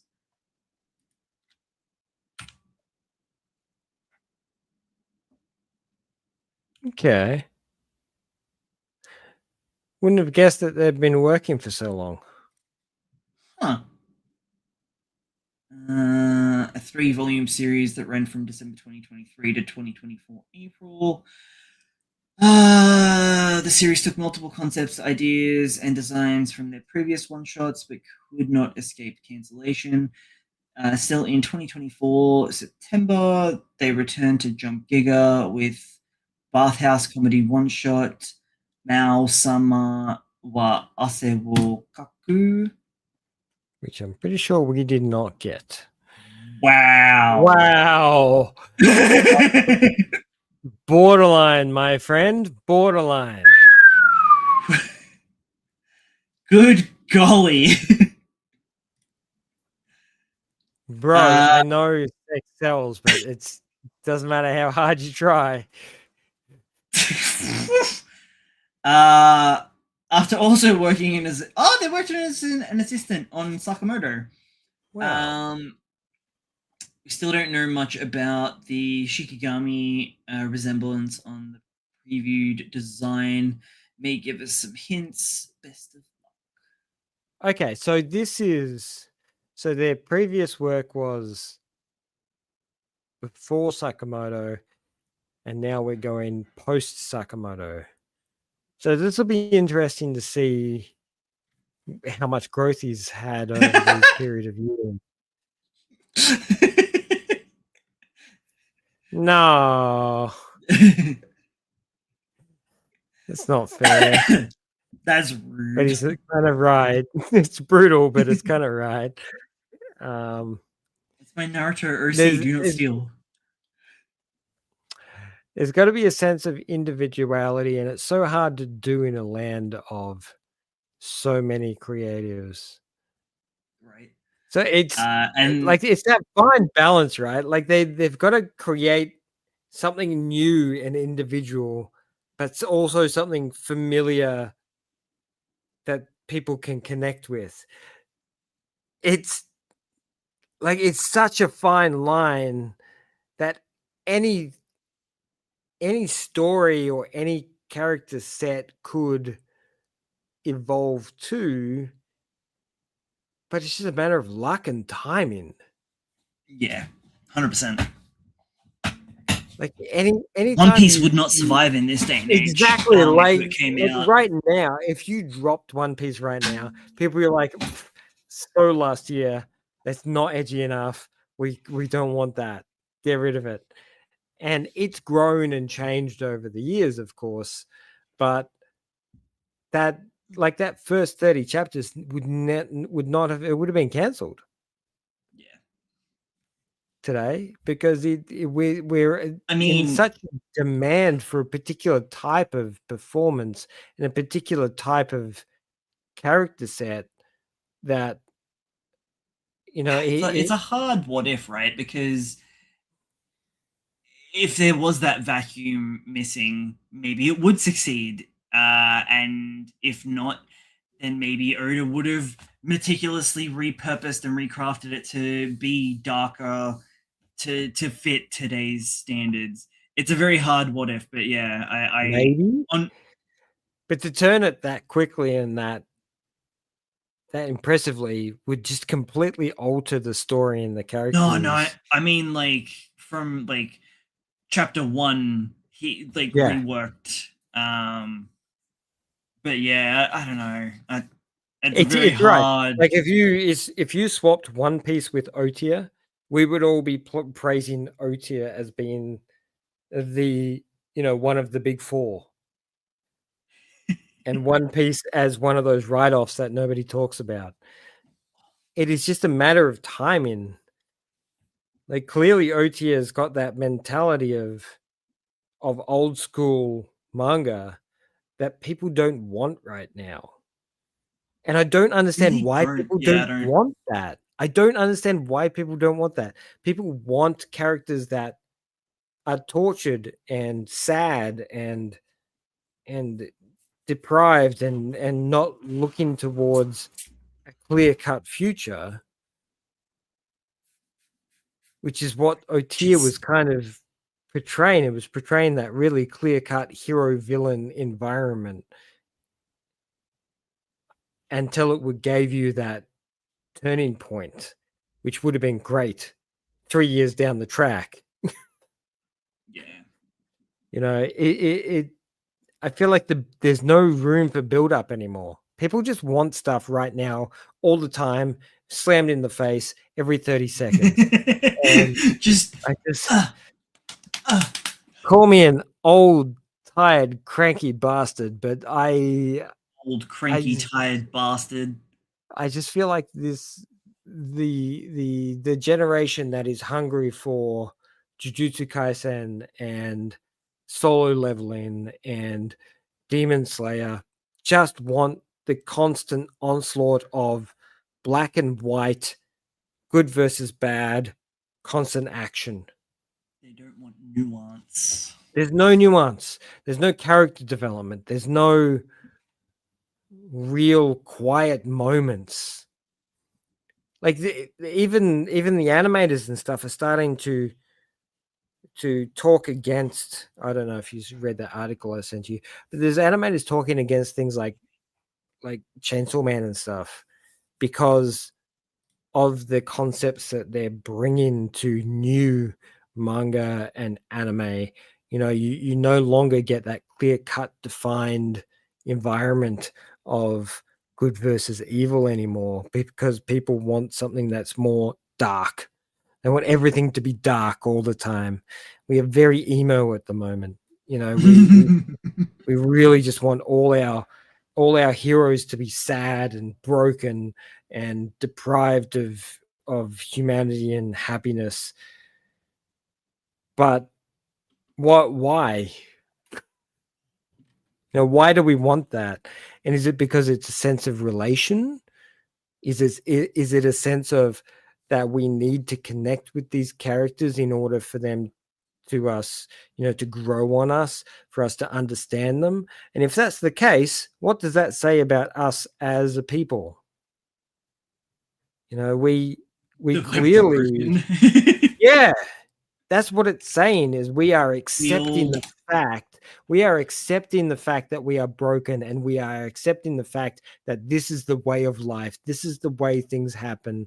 This is just how it is. Whereas the old anime used to be about, yes, we're broken, but there's a sense of growth. There's a sense of future. There's a sense of realization and happiness behind the fight. You know, there isn't just more fight. There is actually something that can happen beyond that. I mean, it's never really about the fight. It's you tell the people that are watching all this right? fucking peak anime right now, and you tell them that we I'm just still so mad about solo leveling. Oh, I'm so fucking vulnerable about that. People still talk about it, and they're still like, "Yeah, that was fucking peak, man." I'm just like, do you understand the concept of story progression and character progression and growth and what a human is? Did you forget what that was? You know what's okay? Like, I see myself as that character because, you know, I was bullied as a kid. I was like, you idiot. You're not okay. So while I was mowing the lawns today, I had I do not believe you mowed the lawns. I did. Part of it. It's a big project. I let them get out of control because both of us hurt ourselves, and neither of us could mow. Now it's a jungle. I had a very similar scenario. So threw the batteries to actually mow my lawn.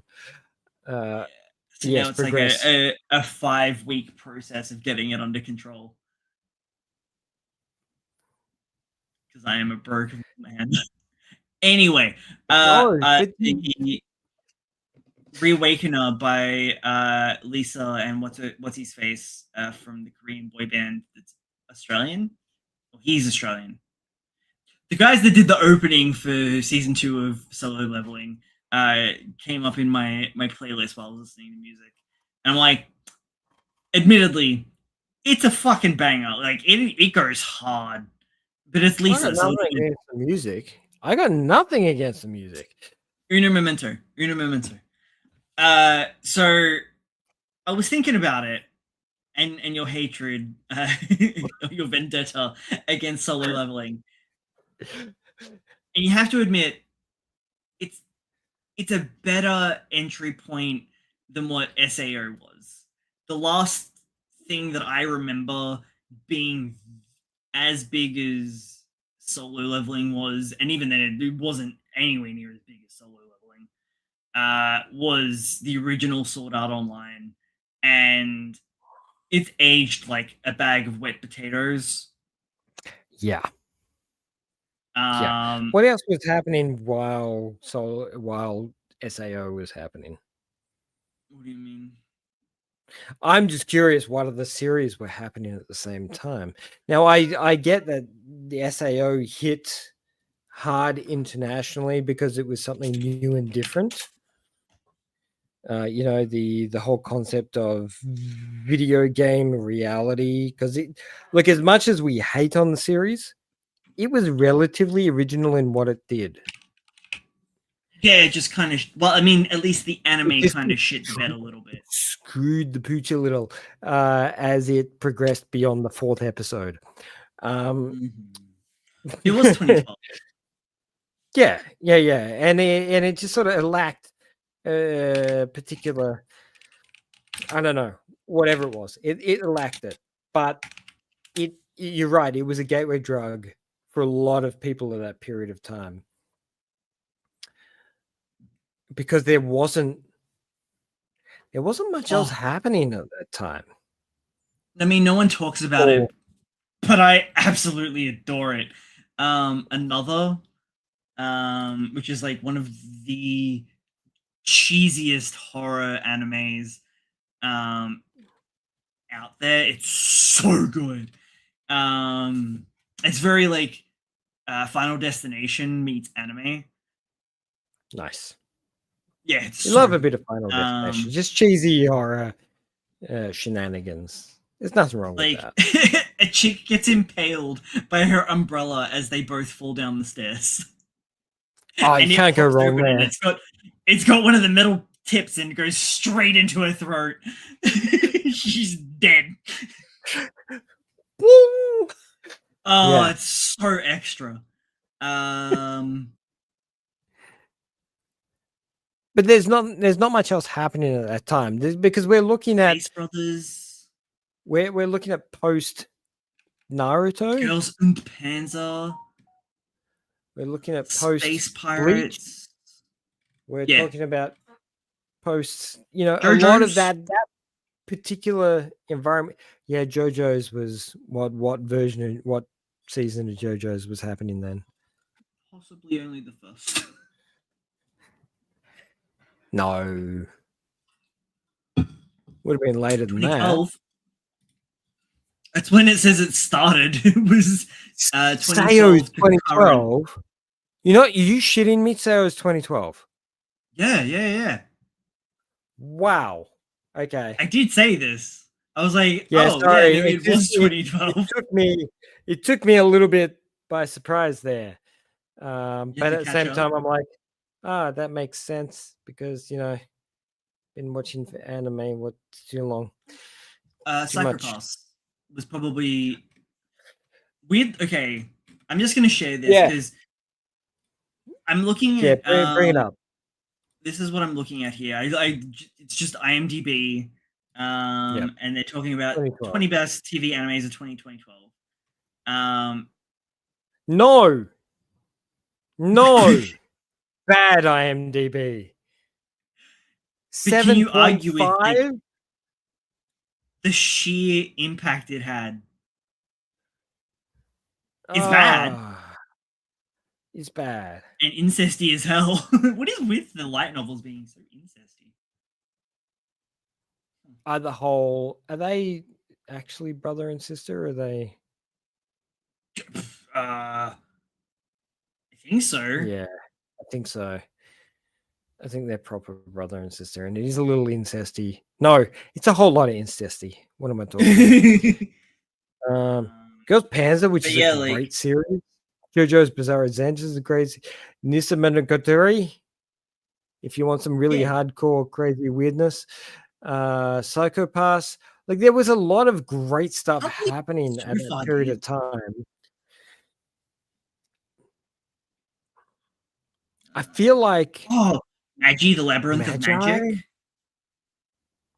Magi or Magi? Maybe, I don't know. Magi would be the proper pronunciation, but it's also Japanese, so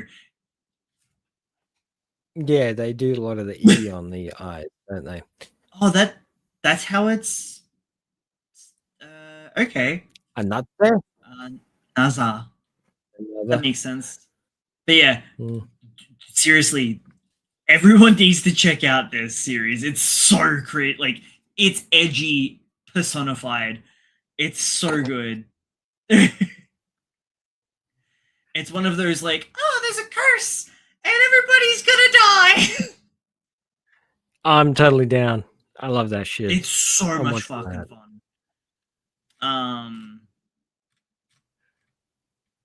Yeah, and it's beautiful.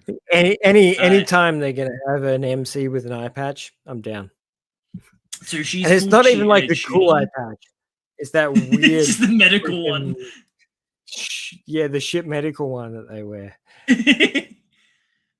So she is full Toonie, but everyone ostracizes her because if anyone pays attention to her, they believe that everyone else will get punished because she's kind of, oh man, it's been so long. I think she's like the living representation of the curse. And they believe that if they ostracize her, then everyone else will be safe. I see. It's the reverse, which is complete bullshit. Yeah. And yeah, the MC comes to the village and is like, "Why is everyone treating her like she doesn't exist? What?" And then people start dying. Terra May Romea, which is the Roman bathhouse. Realize that was that old. Yeah, it is. It's quite old because they've done a reimagining or reanimation. I can't remember. Right. Okay. A Deca box, Zetman, which is pretty cool. I don't mind Zetman. That was a bit weird. Kuroko no Basketball. Ah, yes. Love me a bit of Kuroko. But yeah, that's top 20. It's stupid. Which, like, in perspective, Sayo is so tiny compared to that like list. There's so much amazing material on there. And then at the very top, you got Sayo, which you're like, it's so mid. It really is. It's really like on my first watch, I was like, "Whoa, this is amazing!" And then, like, literally second watch, I'm like, "Whoa, yeah, what happened?" You watch it when you're like 12. You're like, "This is awesome!" And then the second time you watch it, you're like 18 or 19. You're like, "No, not even." That's his sister.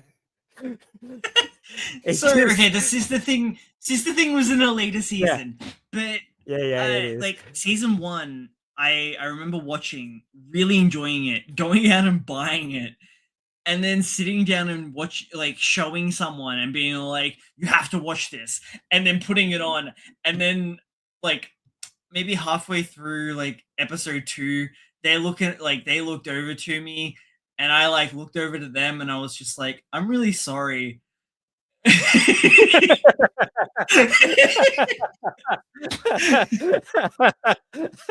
I swear I remember this being a lot better, and it was like only like as perspective from the outside, right? It's just like, I didn't look at this right, did I? Like, it wasn't even maybe, it was maybe 12 months. Maybe. Yeah. It doesn't take much to realize just how shallow that series is. But on a flip side, I am glad. There we go. I earn it.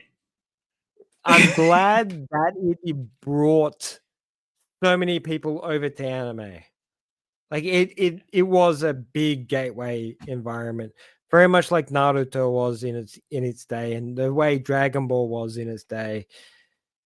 As much as we can hate on Seiyo, it brought a certain community of people across who are now, of course, watching Demon Slayer and Jujutsu Kaisen. But they be wary too But what I'm serious that getting, I what my do not point pay any was, attention to. what my point was, is that it could be worse. At least we got some really cool Oh, yeah. banger animation and some great tunes out of Solo Leveling. And as turn your brain off slop goes, it's not that bad. Is it deep? Was absolutely not. It was just purely influenced by a lot of other material, which was not properly referenced. And I think that's half of the problem, is that it's a Korean series that's referencing a Japanese series, which is then animated by a Korean Japanese company. Oh, it's Japanese. It was animated by Japanese. So it gets really weird with Solo Leveling, right? Because Japan were the ones. I know the dub changed. Like the dub changed from no. So the dub was accurate. It was the sub that changed. Japan got real weird about it. They kind of got a bit sensory and also flipped everything because they couldn't have the good guys being in Korea. So everything takes place in Tokyo in the Japanese in the sub. Yeah. Which then brings into question, I guess, that the Japanese heroes that come in, are they Korean now? I don't know, man. And you know what? I don't care because I didn't really care about the series, and I don't think much of it. It was all just like a big old nerdy wank because it was just really playing on the people who were bullied. It really felt like man. No. No. What it felt that was like, not Solo Leveling. Solo Leveling is playing on the people who have been bullied over the years as a outlet of desire, something that they wanted to happen. So, all these people who have, and we all know that bullying in Korea is insane. Like, it's stupid insane. So, of course, it's a big topic of interest over there. And all of these characters, and I'm not talking just about Solo Leveling. If you look at any manhwa that involves a character going from 0 to 100, it's always someone who's been. Yeah, look, it's always someone who's been bullied. Always. Like, even Shotgun Boy, even like all of that stuff. It all begins with bullying. Every one of them begins with bullying because that is not just their culture. That everyone's ideal seems to be a CEO. I swear to fucking Christ, the amount of K-dramas that are like, oh my god, he's a CEO at 19, I'm swoon. Like, what? Yeah, that's just the thing they want. That's what they want. They want people with power, and they want people with looks, and they want people with money. The things that we have been fighting against for how long? The structure we have been fighting against for how long? Then you get the money. Then you get the women.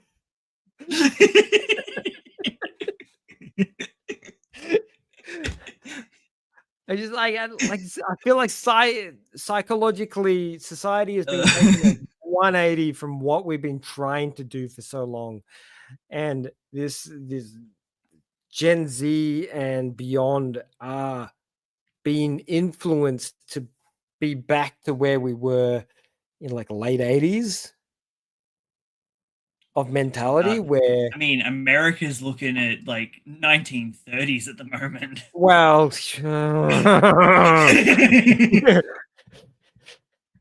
I don't think that was the intention, but that's definitely where they are. It's definitely bringing up those kind of vibes. But I think they wanted to go back to the 80s vibe as opposed to the 30s, but they've beeline back a little bit further. Oh no, we went too far. Quick, go back. No, it's too late. It's already in place. Can't introduce cocaine into the 30s. So I don't know, man. I think solo leveling is a great gateway drug that takes us into the current array of material. And in a sense, like Seiyo, it's great starting from the bottom. Like you literally are just starting from the bottom, and people are like, "Oh man, this is really awesome," and then suddenly you're like, "Holy shit! They can do more. They can do better. There's more stuff." Like, I mean, it's not just junk food for my eyes. Yeah, it's I guess it's nice, and all those people that are also like as much as solo leveling has been a gateway, I feel like Jujutsu has been a gateway, and Demon Slayer has been a gateway for people, and they're all very, very, very action oriented.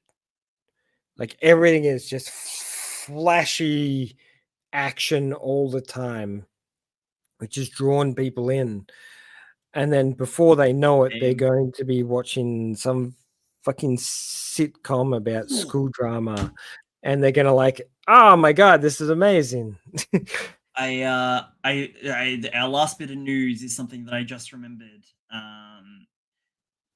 There will soon be no legal way to watch The Promised Neverland. Now, as much as season 2 shit the bed, season 1 was pretty impeccable. It's pretty solid. It's pretty solid performance. But yeah, it's a bit of a mixed bag there, because like I'm like good because like season 2 was such a shit show, but it is a little sad that there is currently no way for you to consume at least season 1. I'm not sure if that's current or soon. So this is going to be a ongoing scenario, and this is the importance of physical media. Buy everything. Nothing, and you will enjoy it. Well, I don't know if you've seen Amazon's current move to cloud computing, because you know everybody is like, oh, I can't afford a computer anymore, what am I gonna do? And then Amazon's going, oh well, you can rent space through our cloud computing because we bought all the hardware that you were going to buy, and now you can't have it unless you rent it from us. So that is very sad future that we're looking towards, which isn't going to happen because I don't think Amazon's going to be as big as they think they are for as long as they are, because if America keeps going on track, are they going to have nothing? I really idealized a lot of cyberpunk stories, but this is not the one that I want to be living in. This is a bullshit cyberpunk. It's not even fun. We don't even have body augments. Says the man with a pacemaker. You're more augmented than I am. I know. I don't even have the cool ones that light my dick on fire. Come on, man. Oh, wait a minute. I've got steel in my leg. What am I talking about? From when I broke my ankle. It's possibly like one of my favorite side missions in 2077. Is driving a dude that's got a malfunctioning penis implant. Man, I'm gonna play this game. I haven't. You haven't played 2077? Nah. dude, it's you. On my You'll agenda. you'll lose yourself. Of course I will. All right. That'll On be my that note, retirement. we are gonna wrap up this episode because we're at 2.5 hours already. Granted, Oh, actually, probably so like very quickly, here, go, very quickly. go. They are rolling out the Blu-ray special edition Edge Runners at the moment. So pre-order, get that shit before it disappears, because it's got a bunch of behind the scenes material, and I think it's got a book that's full of the last episode Gengar. So yeah. So it's got some really good material in there. I can't remember the company that's rolling it out at the moment.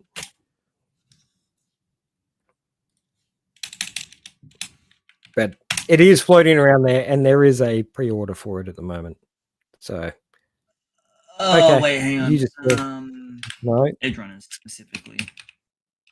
I might have sent you a link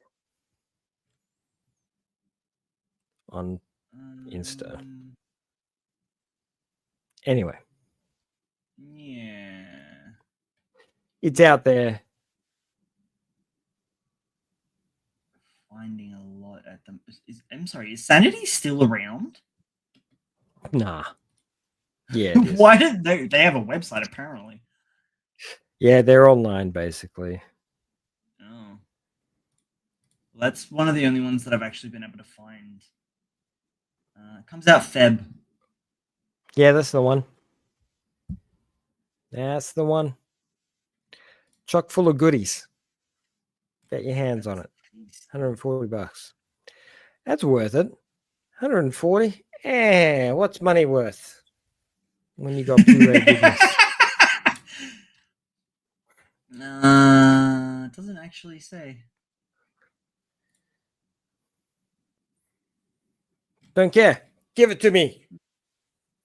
Directly into my veins. Inject. Alrighty. Catch us next week at 8 p.m. Australian Eastern Standard Time. Don't know what that voice was, but No, keep doing it. I don't know. I don't even know if I can. What was that? Catch us again at Australia. I don't know. Yeah, I think you were going for the Greek. Was it Greek or Italian? Australian. Yeah, Greek. maybe. Yeah, I think you're going Australian Greek. Yeah. A little bit. A racial slur? That's not. Yeah, it is. Fine. But it's allowed. No. Because you're Australian. but and also a wog. So I mean, I thought we took it back with the Wog Boy. Yeah, that's what I mean. It's like, yeah, God. Back up. But yeah, I hope you've enjoyed the show.